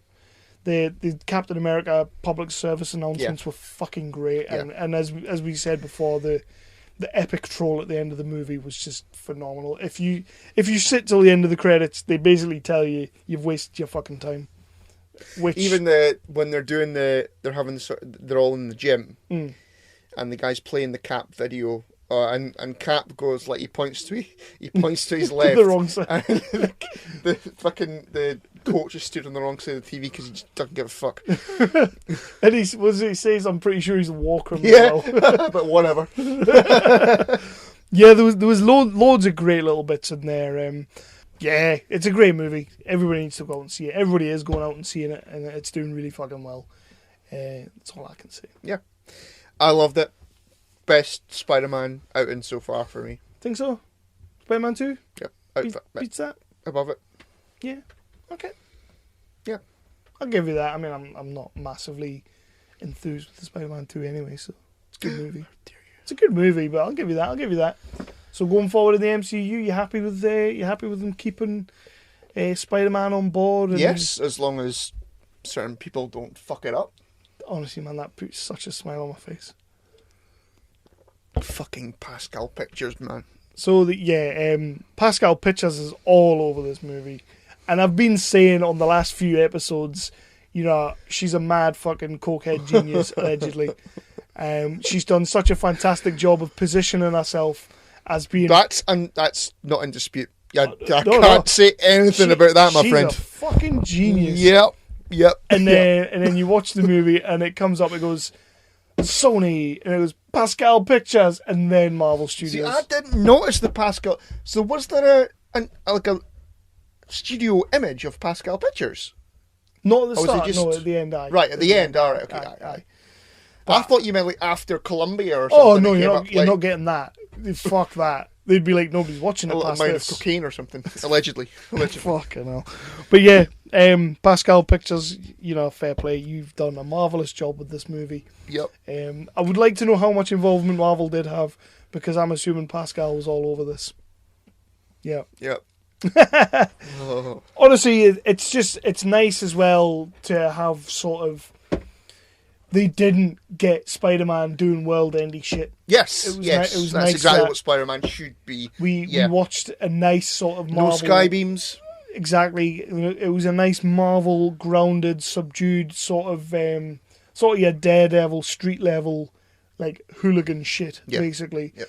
And one thing that I thought they did fantastically well, which Sony fucked up with the Sinister Six, they were like, we're going to build up the Sinister Six... we're going to throw them all in one movie. We're going to fucking introduce you to these people, and then we're going to fist you with a scene where you're going to see all the different fucking uniforms and all that. But one thing you get in Homecoming is at least 3 members of the Sinister Six are in this movie, and you barely know that it's them. You know, you got Shocker in there. Mm-hmm. You've got fucking the Scorpion guy at the end with the tattoo and all that. And they're throwing these people at you. And those other characters in there whose names mean something in there. Betty Brant. Yes. She was one of the kids on the hammy school news thing. I want to say Silver Sable. Is it Silver Cat? Black Cat. Black Cat and Silver something. I'm sure that's Silver who that Surfer. is. You think no, not Silver Surfer. No, she's not that. But yeah. Could be Black Cat. You're right. Betty Brant. Yeah. Yeah, you're right. Her name does ring true. And then, obviously, you had all the fanboys geeking out because Donald Glover played Miles Morales' uncle. I didn't notice that. You told me that Which I thought was an epic troll as well, because everybody wants him to play Miles Morales. Yeah. It's not going to work because he's like a 10-year-old kid. Too old. But yeah, I thought they did a fantastic job of sort of in the same way that Sam Raimi used to do it, where you had Doc Connors and everybody knew that, you know, in the next movie, he's going to become like the Lizard or whatever the fuck he was. He did that. Sam Raimi did that, and he put that in there nicely. Whereas Mark Webb was like, "Oh, you know who this guy is? Yeah, I'm going to put him in your fucking face. Now you know who this fucking guy is. We're going to name this guy. You fucking know who he is because I'm fucking telling Somebody you." winking at the camera. Yeah, Hey. I'm the Shocker. Yeah. But in this movie, you get to meet the Shocker, you get to meet Scorpion, you get to meet all these different characters. And they don't necessarily go, we're working up to Sinister Six. You know, they could very well be introducing these characters, and then Pascal Pictures takes over and makes a spin-off of them all. You know, it's the dream. It's the dream. We're going to have a Sony, Marvel, Disney, Pascal Pictures production. I can't wait. I'm all in. That shit fucking made me laugh. I did, you know, when the end credits rolled. And so... Paul Byrne was sat in between me and you. 5-star review from Byrne. Yeah. So yeah, listener review. Well, not listener review because he's never listened to the show, but Paul Byrne review was all right. Yep. Which is a huge thumbs up. Yeah. It's like 100% on RT. Yeah. That's fucking great. And he laughed. He did laugh a few times. Yeah. But he was sat in between us, and the end credits rolled, and Pascal Pictures came up on the screen, and I kind of basically leapt in front of Byrne to you and went, "Did you fucking see that?" Epic, man. Epic. I loved it. Just fucking Pascal Pictures. So, yeah, we don't really want to get into the story. We don't really we'll not give Spider-Man's. We'll not give spoilers. Spider spoilers. Aye. We don't really want to go down that No, we'll road. not do that. We'll not do that. But, so, yeah, I thoroughly enjoyed it, and everybody should see it. I totally agree. People should go and see it. My gripes are literally just mini gripes, and it might have been that I wasn't watching it in IMAX. It could be easily that as well. Shut the fuck up. But there's nothing really tragically wrong with this movie. There's nothing at all. You get an absolutely phenomenal fucking Aunt May stinger just before the credits come up, which was just great. Which I was quite impressed with, because I kind of thought she knew all along. I kind of thought they were playing that angle, and then they do that, and it's like, no, she didn't know. But great, fucking great. Yeah. So we'll just leave it at that. Will we do a top 5? We are going on to the top 5, yes, and then it will be the 0%ers. But we're getting on in time, so that might be short. Yeah. Hey there, kids. Do you want to hear a show where a bunch of guys sit around in a comic book store and talk about comics and lifestyle choices, other goofy things and shenanigans they get up to? Then when have we ever talked about comics? Usually it's people sitting on my lap and riding the struggle bus. That's true. It's mostly shenanigans. But occasionally we talk about comics. And if you like any of those things, comics, shenanigans, Devin's lap, then you need to check out Snake Oil Comics with me, Travis, and my beautiful co-host, Big Dev. Find us on iTunes, Stitcher, and snakeoilcomics.com. So, Chris. Yeah. What is the top 5 of this episode? It is the top 5 most rewatchable films. Now, what were your... Because we like to put rules on each other, like on ourselves. Yeah. What were your rules? Well, I kind of said movies that I've rewatched hundreds of times. Yeah, that stands to reason that would be the rules. Yeah. Movies that you can watch on a rainy day, on a sunny day, on a snowy day. Or just if it's on. Go, I'll watch something tonight. Okay, I'll watch that. Yeah. I haven't watched that in weeks. In a week. I'll put it on. And then you put it on and watch it. Yeah, that was pretty much my rules. And I've still got 8 in my list, and I've got no idea what I'm going to lose. So before we do it and we get into this top 5, Lindsay suggested Dirty Dancing, so she got told to leave the room. So yeah, she got none on my list. So yeah. Okay. Would you like to start? Oh God! Or would you like me to start? No, I'll start. I'll start. Okay, right. So he's at least got his number 5. Wait a minute. 1, 2, 6. Fuck. I don't know which one I'm going to lose. Just lose any of them. No. Okay. Okay. Right. Fuck it. My number 5 is I spoke about this movie earlier on in the podcast. Funnily enough, excellent. The movie is A Few Good Men. Yeah. I'll give you that one. It's a great movie. Yeah. Great movie. Doesn't matter how many times you see it. Still a cracking story. Good performances put in by all. Demi Moore, Tom Cruise, what's his name? Kiefer Sutherland. Kevin Bacon. Jack Nick. Kevin Pollock. Jack Nick. Yeah, Jack Nick, obviously. Yeah, loads of people. Yeah, good movie. Good story. Well acted. Monologue by Jack Nick at the end. Yeah. What else do you want? I actually found myself the last time I watched that, which wasn't that long ago. It was like maybe a couple of months back. It was on one of the Sky channels, like way into the 400s, and it was on. So I watched it, and I was sitting there going, I really can't remember him being in this. It was like Kiefer Sutherland. I couldn't remember Kiefer Sutherland being in it. Kevin Bacon, for some reason, I couldn't remember him being in it. And I'm like, fuck me, this is like cracking cast. Do you think you could assemble that cast now? Although technically they're all kind of getting on a bit. They're getting on a bit, and a couple of them are dead. So they dead. Well, the guy who plays Jack Nick's second in command, right? He's dead. He dead. Oh, stop speaking like that. Stop speaking like that. Yeah, A Few Good Men. Is it too late to hobby that one? Is it too late to hobby? Yeah, it's too late. Fuck me. Right. So my number 5, and the only reason it goes at number 5 is because it's the newest of my top 5. But it is literally a movie that you can just put on, and it's a bit of mindless action, and you can just enjoy the fuck out of it.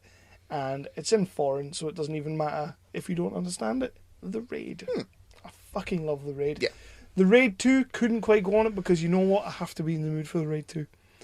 It's a bit longer. There's a bit more story in there. Yeah. It takes a bit more time. If you don't pay attention to The Raid 2, you will get lost. Exactly, yeah. Whereas The Raid 1, they go in the building, they're going after the baddie, it all goes tits up.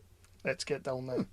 And I love The Raid. It's one of those ones that the first time I watched it, I was like, holy fucking shit, what did I just watch? I'm going to watch that again. And I've watched it countless times since. I love it. I've got it on Blu-ray. It's a great movie.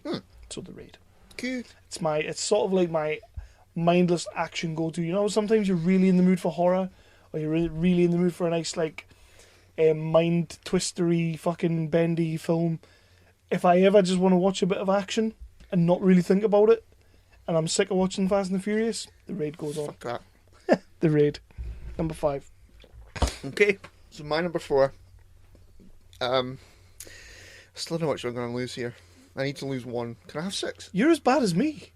This is the first time I've done this. It is I really don't know which one I want to lose. Okay. Oh, man. Right, okay. So, yeah, my number 4, I'm going to hobby. It is 2 superhero movies. Okay. The first one is Avengers Assemble. Mm-hmm. And the second one is Man of Steel. Wow. Man of Steel up in there next to Avengers. Yeah. I like that. I love Man of Steel. Obviously, I love Avengers Assemble. Yeah. Whedon horror, you know. But Avengers Assemble, like, first time that, like, the big experiment. Yeah, you get them all together. Like, you know, a lot of pressure on Joss Whedon in that movie. When they realise, you know what, it's worked. Yeah. In fact, you know, a lot of pressure on bloody everyone in that movie. Aye. Everyone who was involved, because it was the big experiment.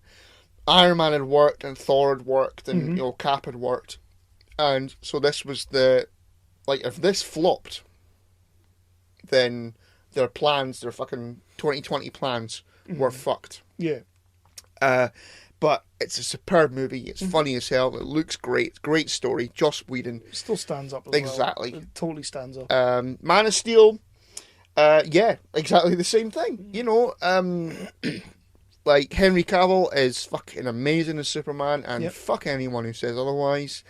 Brilliant. You've got Michael Shannon in there. Michael Shannon it up like a motherfucker. Mm-hmm. The movie looks gorgeous. And it's a good story. And you've got, like, space shuttle penises. Exactly. And if there's something that cinema needs more, space shuttle penises. Space shuttle penises.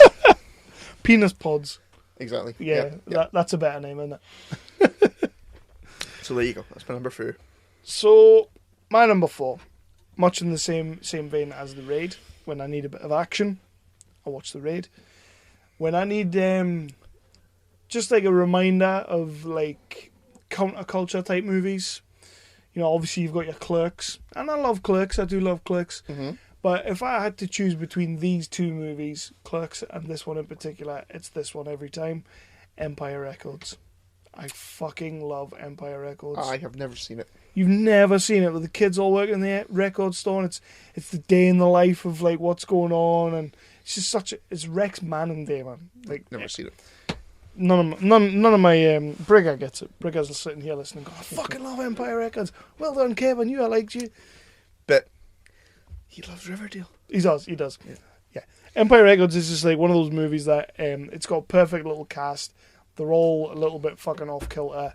Script's really good, nice little bit of dialogue, and it is just perfect 90s sort of counterculture, which you need a bit of every now and then to remind yourself of the video shop. But I didn't put Clerks in there because, as much as I love Clerks, again, I kind of have to be in the mood for it. Yeah. Whereas Empire, I could just put it on and just enjoy it. Yeah, fair enough. Okay. Speaking of being in the mood, if I'm in the mood for sexy time. Not that. No? Okay, not that. sorry. Not that. Unless you're in the room, you know. If I'm in the mood for a bit of shouting, and I need to watch a film that's just fucking well acted, no action, all dialogue. Glengarry. Awesome. Yeah, I had a feeling that was going to be on your list. Yeah, it deserves to be so as well. I haven't got it on mine. You introduced this movie to me at the time when I was starting the business up. And yeah, it's a damn fine movie. It's a great movie. You know, it looks a little bit dated now, sure. I mean, it was made in the 90s.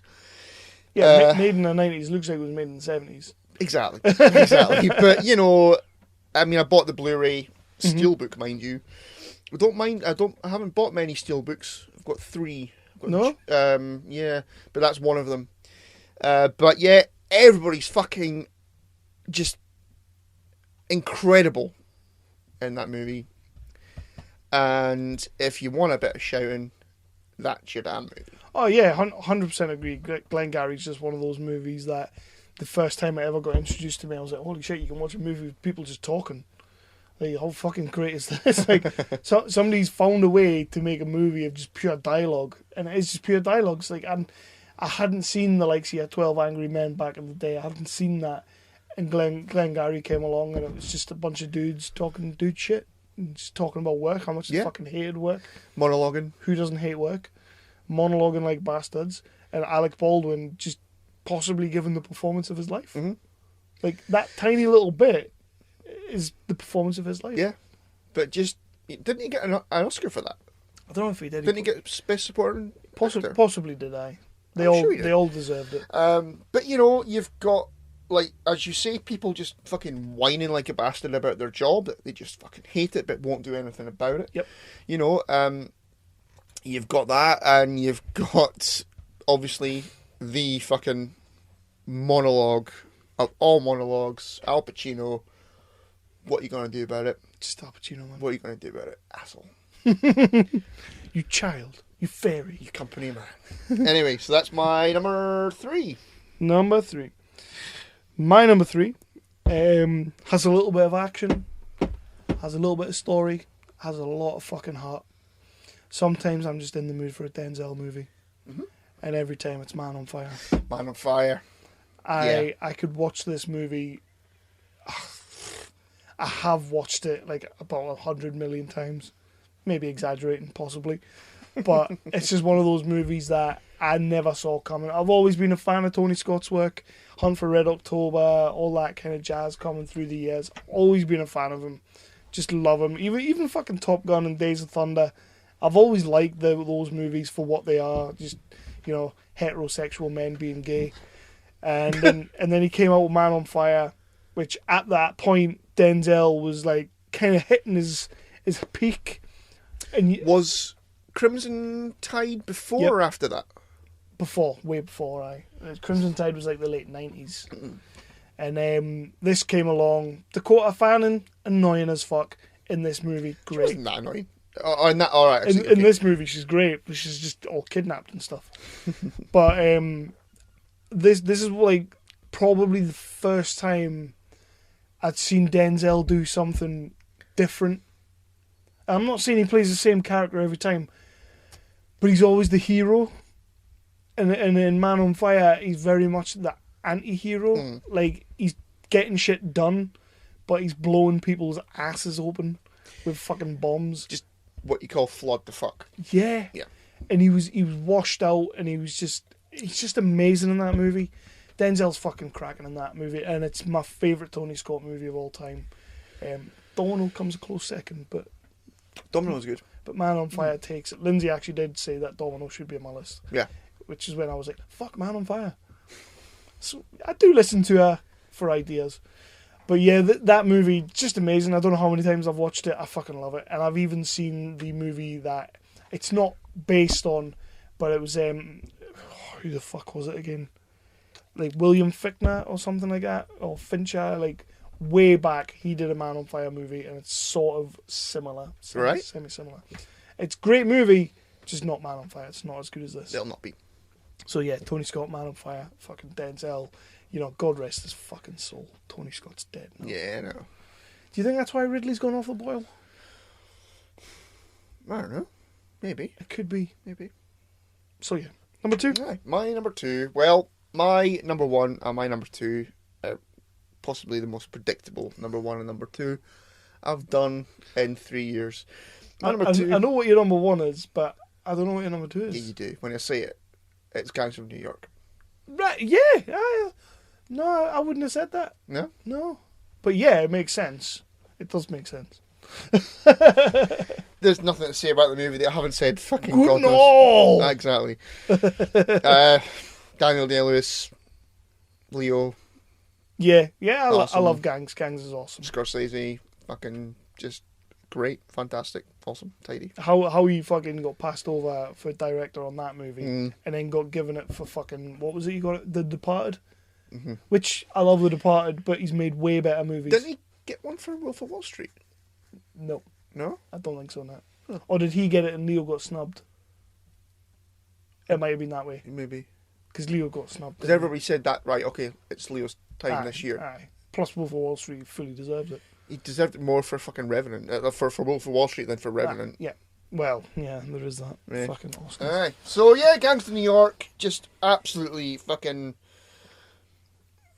superb movie. I hadn't thought of that for you, but totally makes sense. There you go. Aye. What's your number 2? My number 2, my number 2 is, funnily enough, just an awesome fucking movie. It's on the shelf behind me, the DVD copy. My number 2, I could watch it anytime. Teen angst, melodrama, John Hughes, The Breakfast Club. Yeah, I've never seen that either. I fucking love The Breakfast Club. I want to be Judd Nelson from The Breakfast Club. I'm just not as cool as him. I'm a rebel, but see, you fucking asshole. You need to be watching these movies, these good movies, these movies that I like, instead of fucking Gangs New York. Fuck you. I do love Gangs New York. Yeah, Breakfast Club. There's not really a great deal I can say about The Breakfast Club. It's a bunch of kids who actually turn up to detention on a Saturday morning. They're all rich as fuck practically. They shouldn't really have any problems, and they've all got issues. It's a great movie. They all spend the day getting to know each other, get up to shenanigans, and it's quintessential 80s nonsense, which is why I love it. Yeah. If I'm in the mood for some drama, but not quite in the mood for Dawson's Creek, Breakfast Club. So yeah, let's get on to our number ones, but we have some listener feedback. We do, aye. So, well, okay, read out Bob's first of all then. I shall read these ones out. So we got Brigger first of all. No, wait a minute. Brigger actually said he personally messaged me. Fuck him. I know. Saying, right, I put this on the Facebooks, but this is my real list. Okay. Right. So number 5 was Pixels. Wow. Number 4 was Hitch. Yep, yeah, I saw that one coming. Number 3 was I Now Pronounce You Chuck and Larry. I saw that one coming as well. Number 2, Zookeeper. I'm seeing a pattern. And number 1, he's got hashtag Hobbied It. Hobbied It? Oh. Paul Blart Mock-Up and Paul Blart Mock-Up Part 2. Well, you can hobby them. It's practically the same movie. Yeah. So he just wanted to make that clear that the list that he put on the Facebook wasn't his true list. See, the thing is, when he put that list up, I did sit there and go,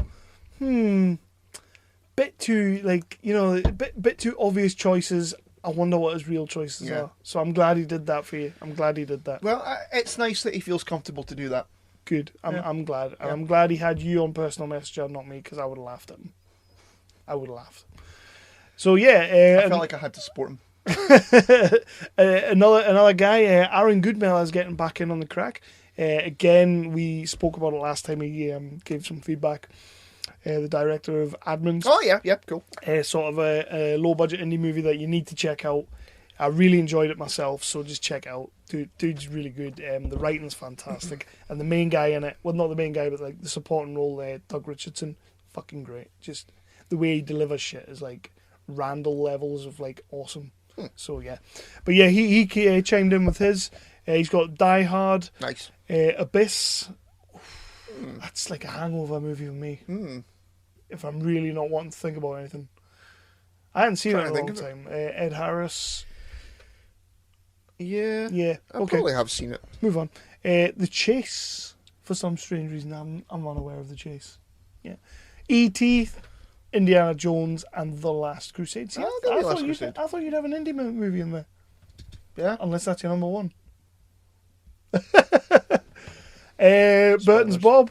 Burton's Bob got involved. The man behind One Big Lie, which we loved at the Maltons. Is he taking the piss with that first one? I don't think he is. No. Monsters Inc., Pan's Labyrinth, same movie really. Life is Beautiful, My Neighbor Totoro, Alien. Nice. I nearly had Aliens. I prefer Alien. It is like the number 1 like go-to one-liner movie ever. Yeah, I prefer Alien though, the Ridley Scott one, when he was actually good. Good, aye. And he also said City Dragon, but not for any good reason. Unaware of that one. Don't know what that Maybe is. we need to check that one out. So yeah, that's the listener feedback. Let's get into our numero unos. Yeah. The number one in our top fives. So my number one is Jaws. No, I know, right? I shocker. do like to surprise you, Kev. Well, you have, my friend. You have. I feel like I've stepped into another dimension in which you like Jaws. All right, sucky bastard. It's okay because my number one's pretty fucking obvious as well. It's not really. Well, it might be a little Pitch bit. Perfect? No. Oh, that's my go-to singy movie. There wasn't a category for singy movies. Jaws, fucking fantastic, awesome, tidy. Obviously, man, I knew that was going to be there. Yeah, there's no way. I'm glad that you don't really go outside of your boundaries and you stay where you should be in your Jaws box. Because if you had to chose something other than Jaws, I would have been like, the fuck? Like, let's stop doing this. We've been doing this 3 years. I thought Jaws would be on there. There'd be something very wrong if I hadn't put Jaws on there. So yeah, my number one, I love this movie. I went to see this movie on my birthday. I can't remember which one. Independence Day came out the same time. I didn't get to see Independence Day because it was fully booked, so I got taken to see this one. I saw Independence Day the next day, and this one is far fucking better. I've seen it a million times because it's on ITV2 every week. Every second day it's on ITV2, and it is Twister. Oh, okay. It is my go-to movie, basically. Like, if it's pissing down with rain outside, put Twister on, because it is fucking awesome. If it's just a grotty, mooty, misty day, if it's snowing, if it's sunshine, just put Twister on. I did not see that coming. Did you not? No. I love Twister, man. Maybe I don't talk about it enough. But literally, I thought about it. Like, when you said it, when you named like the top five in that, straight away, Twister came into my head, and I'm like, is it like one of my most rewatchable movies or anything like that? So I mentioned it to the wife, and she turned around and says, Kev, literally every time it's on ITV2 you watch it. And I was like, well, yeah, that counts. She was like, definitely counts. She literally turned around and says, I can't think of another movie I've ever seen you watch more than Twister, so that has to be on your list. So it goes straight to number one. So yeah, Twister. There you go. I did not see that coming. No. Well, that's good. I'm glad I shocked you. There you go. Because you sure as shit shocked me with yours. Yeah. That was a hard one to say. Sure as shit shocked. Yeah. Yeah, I know. After Cider as well. Yeah, I know. You really got me with your number one. Ah, fuck you. But that is the top 5 most rewatchable movies, in our opinion. I'm sure other people have different ones. Did you have any honourable mentions? What was the one that I deleted? Fuck. I can't remember. I can't remember what it was. I deleted one off my list that I shouldn't have done. Nah, I only had 2. Yeah, I had Young Guns. Oh, JFK. JFK. Yeah. Fuck, you got to be in the mood for that, surely. Well, yeah, but you can still rewatch it. Back and to the left. Yeah, I had Young Guns because I love Young Guns. Fucking awesome movie. I've not seen that in years. And Team America World Police. Because that is another one that I don't have to be in any particular mood to watch it. I prefer South Park the movie. Yeah, I did think that, but no, not the case. Yeah, fair enough. And that was me. So let us move on to our last section of the night. It's only dragged on because we took 2 hours to talk to Craig. That's true. You know, I did say 45 minutes, and then dude kept talking about Marvel. But yeah, the last section of the night is 0%ers. So quick promo, and it comes.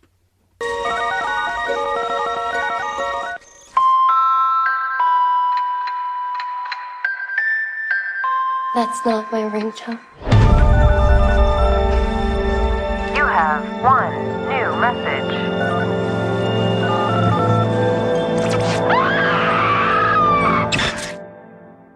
That's your voice. That's you. Dying.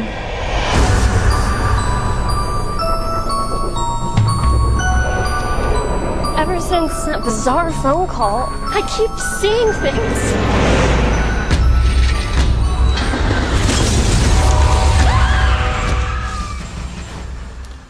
Pointless put the promo on for a section. It's probably going to take 5 minutes. Yeah. 0%ers, the section nearly said placentas there. The section in which I decided that there is a certain website out there that we don't like to talk about. And basically, they give a rating. It's a percentage rating to movies. There is a 0% that can be given to movies, and we are going to watch the movies that get the 0%. Considered the worst movies voted on and fucking by a bunch of twats. Cunts. Yeah. So I am going to reiterate, by the way, this is a damn good segment. Do you like this segment? Yes, I do. Good. I do. Good, because it might not last much longer. But but yeah, I decided the first week we did Ballistic X versus Sever, which I don't think we both enjoyed, but we didn't hate. We didn't hate it. No, no, it was middle of the road. It was standard 2000s action. Yeah. Basically trying to rip off the Matrix, just not very well. Yeah. Yeah. And this week we watched a remake of Japanese movie One Missed Call, called One Missed Call. Original. And that's how that went. Yeah. So, what's it about? Let's just get into it. The movie opens with... Yeah, fuck yourself. A bit screamy. A lassie's on the phone. Is on the phone. And by the way, first point, everybody has the exact same fucking phone in this movie. Yes, You know, yes, that did is you notice actually that? trivia. Yeah. That is a trivia fact on the trivia page of IMDb. They've got a fucking... They must have had a bumper pack from Motorola or whatever the Yeah. fuck that day. But, so a lass is on the phone and then some weird shit happens and she gets all killed in that. Yep. Yep. She gets she looks into a pond, pool thing, and then a hand comes out and goes, "Bleh." And then it comes back for the cat. Yeah, mean. Which I thought was like, what the fuck? I was sitting there watching it going, what the fucking cat do to you, you ghost spooky bastard? I really didn't get that. I was like, so did the cat get a phone call, do you think? Maybe. It must have done. Maybe the collar's got Bluetooth. Because it wasn't really killing innocents, but it killed an innocent cat. Right, poor cat. But cats are evil. They are bastards. Yeah. But still don't kill it. Yeah, it didn't deserve to be killed. Anyway. Okay. Yeah, so I then digress. the movie goes into the movie proper. And, so basically the premise of the movie is somebody's flippy phone goes off. Flippy phone. They get a message from themselves at the moment of their death. Yes. So that's basically the movie. Mm. Does what it says on the tin. It does do it. So you've got some recognisable faces in there. The main lass I have seen in something, but I've got no idea. Shannon Sosaman. Yeah. Oh fuck. The face is very familiar. She was in Rules of Attraction with the Dawson. Nope. She was in that.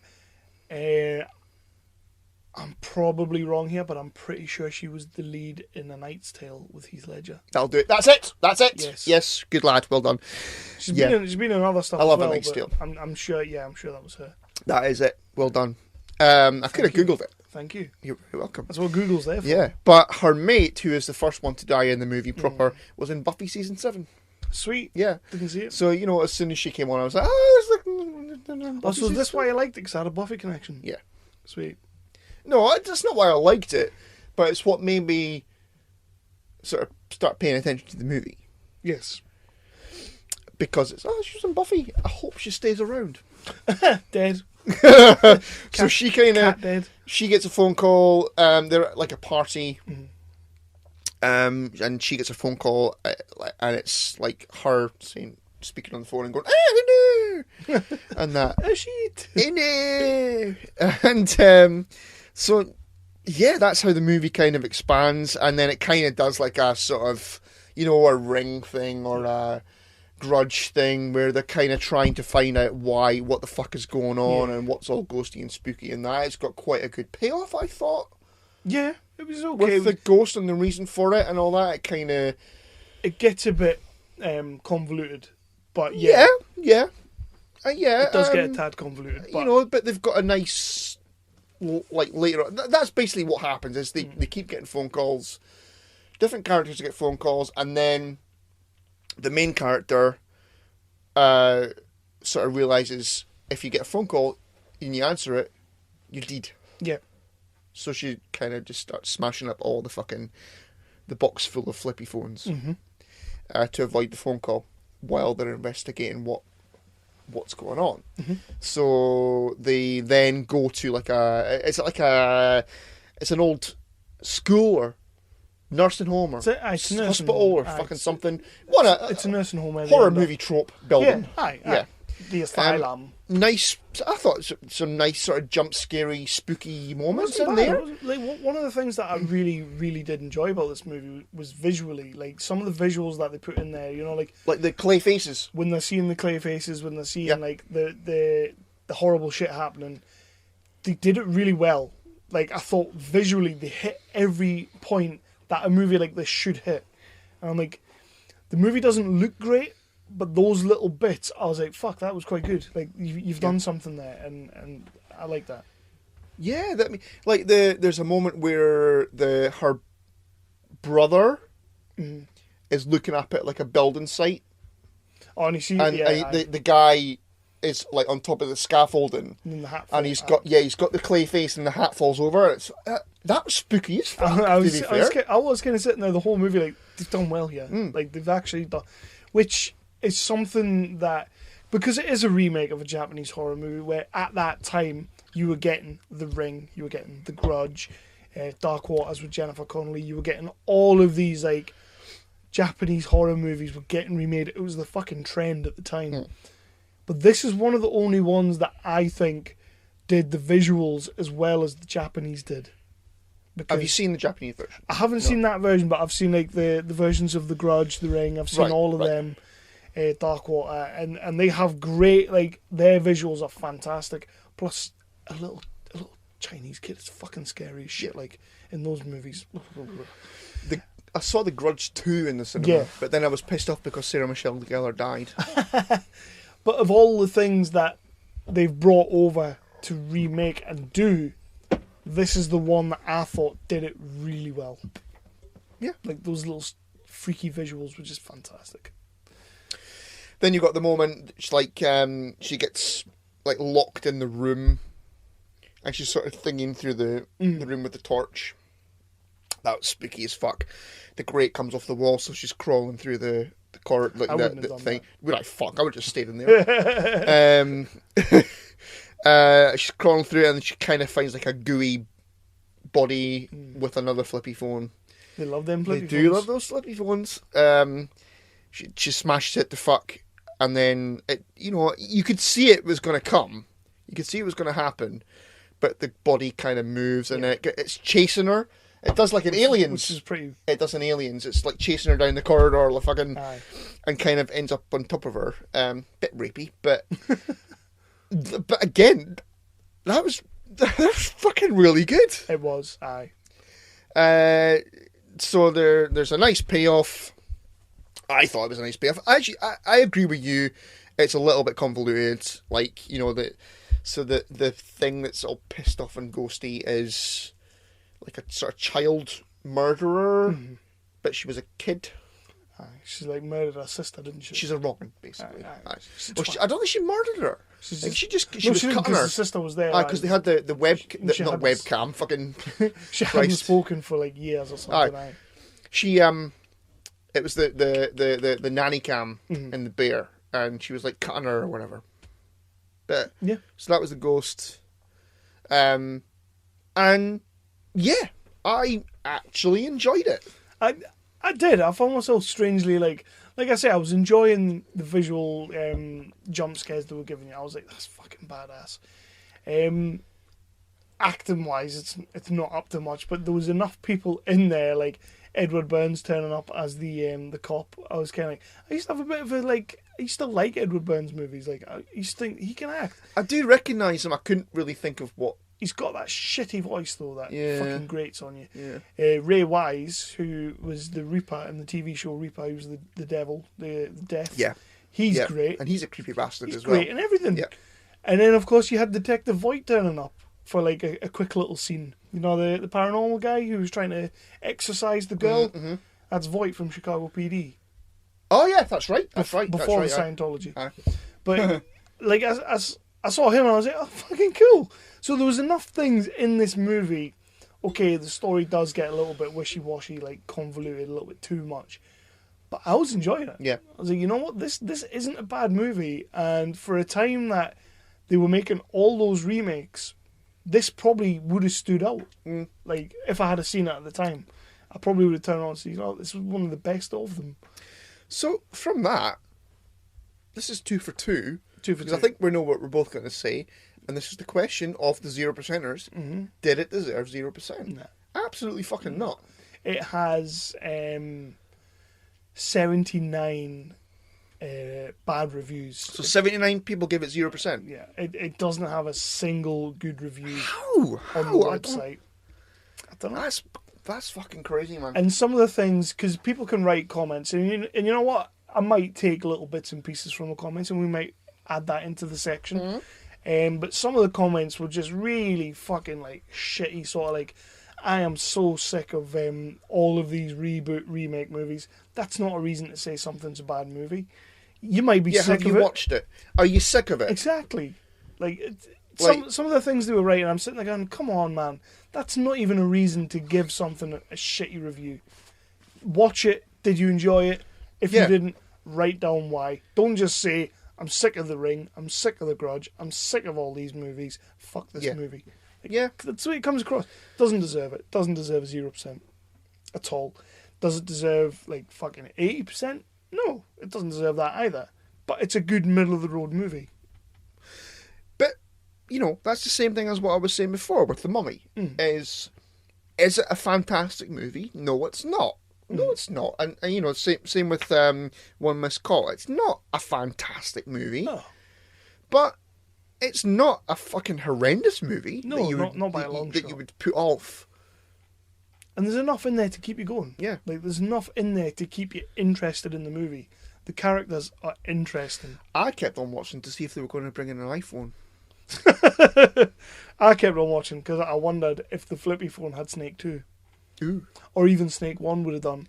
But that was Nokia, but not Motorola. The flippy phone did, like, halfway through have video. Yeah. Which I was kind of like... Was there video calling in 2008? I don't know if there was video calling, but that flippy phone definitely didn't have video calling. Like, no way. Which kind of took me out of the movie for a second. Although the footage was from the camera. Yeah. Because she was, like, on TV trying to be exercised. So the footage was from the camera, but it had been sent to her through GPRS. So they had video messaging. Yeah. No. I don't think they had 3G in 2008. Those flippy phones were not working that way. No. But yeah, I can say I enjoyed it. I did enjoy it. Yeah. I did. And I got a couple of little bit of trivia for you. Ooh. Because you know what? You seem to like this section. Aye. I quite like this section. We're finding we're 2 for 2 so far. So I might start injecting some little bits and pieces. So I got some trivia for you because really when I read it I was sat there going, no fucking way. Guillermo del Toro was initially slated to direct this. Oh, fuck him. But he went off and done Hellboy 2 instead. Fuck him. Good Overrated. choice. Overrated Good actor. Not actor, director. Ed Harris and Gabriel Byrne were both going to be in this movie initially, and then they both dropped out for unknown reason. It doesn't cite any circumstances. Okay. Ed Harris and fucking Gabriel Byrne. Different movie. Totally different movie. I like Maybe not Gabriel Byrne, but definitely Ed Harris. I like the sound of it. I like Ed Harris. And the last one is that this was, like I keep mentioning that the Japanese remake, this is the last one that actually happened. Right. And there was none more after this. Oh, right. Could we possibly say that it's because it clearly got a panning? Is that maybe part of it? Maybe it was like a bubble bursting type. You have to stop at some point. I mean, those movies, the Ring kind of was like 2000, and The Grudge, I was something like that. We'll say 2000 onward, and this one came out 2008. So you've had 8 years of those movies coming out. So bubble bursts at some point. Yeah. Yeah. I mean, I know that when we sort of... It's coming with the superhero movies. It is going to come. Yeah. I don't think it'll happen before 2020. No. But it will come. Yeah, but at some point the fatigue does set The in. bubble is going to burst. Yeah. So maybe there have been so many remakes that this one kind of just took the brunt. I remember in the video shop when these films were coming out, I used to watch them all the time, and I fucking loved them. I watched The Ring and I watched The Grudge. You should really check out Dark Water. You should really check that one Right. out. That was creepy as fuck. It's like the mother and the daughter. The remake or the original? The remake. The original as well. The original's fucking fantastic, but the remake itself was... It's like a mother and a daughter living in an apartment building, and it keeps flooding. And, oh, man, oof. Good movie. Great movie. That rings a bell. But that didn't get 0%. Eh. So it won't be on this section anytime soon. But would you like to know what the next movie is? Go on then. So I decided to change it up a little bit. Oh. Because I went with the most hated movie. And then I went with the second most hated movie. Mm-hmm. So you would think I would now go with the third most hated movie. You're a maverick. But... Fourth most. But I really didn't want to watch that one. Because, yeah, fuck that movie. So I decided instead, why not work our way back through the years? Mm-hmm. So I thought we will start in the year we are in, because surprisingly enough, even though we're only in, July, there is 4 movies that have 0%. Really? So I took the movie of the 4 that has the most bad reviews, which in this case we've gone from 79 to like 10. It's got 10, which funnily enough, when you get to the 0% movies over the last few years, there's very few of them that get over like the double digits. Uh-huh. Whereas Ballistic X 2002, fucking 100 odd. You know, people were obviously a lot more hateful back in the day. Really? But yeah. So I went with the... Maybe it's supposed to go on like Facebook or the Twitters instead of... Because all they had then was fucking that website. Probably, aye. So I've gone with 2017. There's 4 movies. 2 of them had 10 bad reviews. However, one of them we can't get. Right. I went looking for it. We fucking can't get it. We straight up cannot get this movie. Okay. It's called London Fields.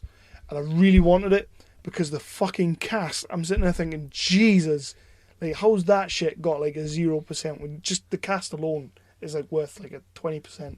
Just looking at it, I'm like, fuck me. Like, you got like Johnny Depp in there. You got, there's a few others. So it's what's not been released? It's called London Fields. Apparently it has been released.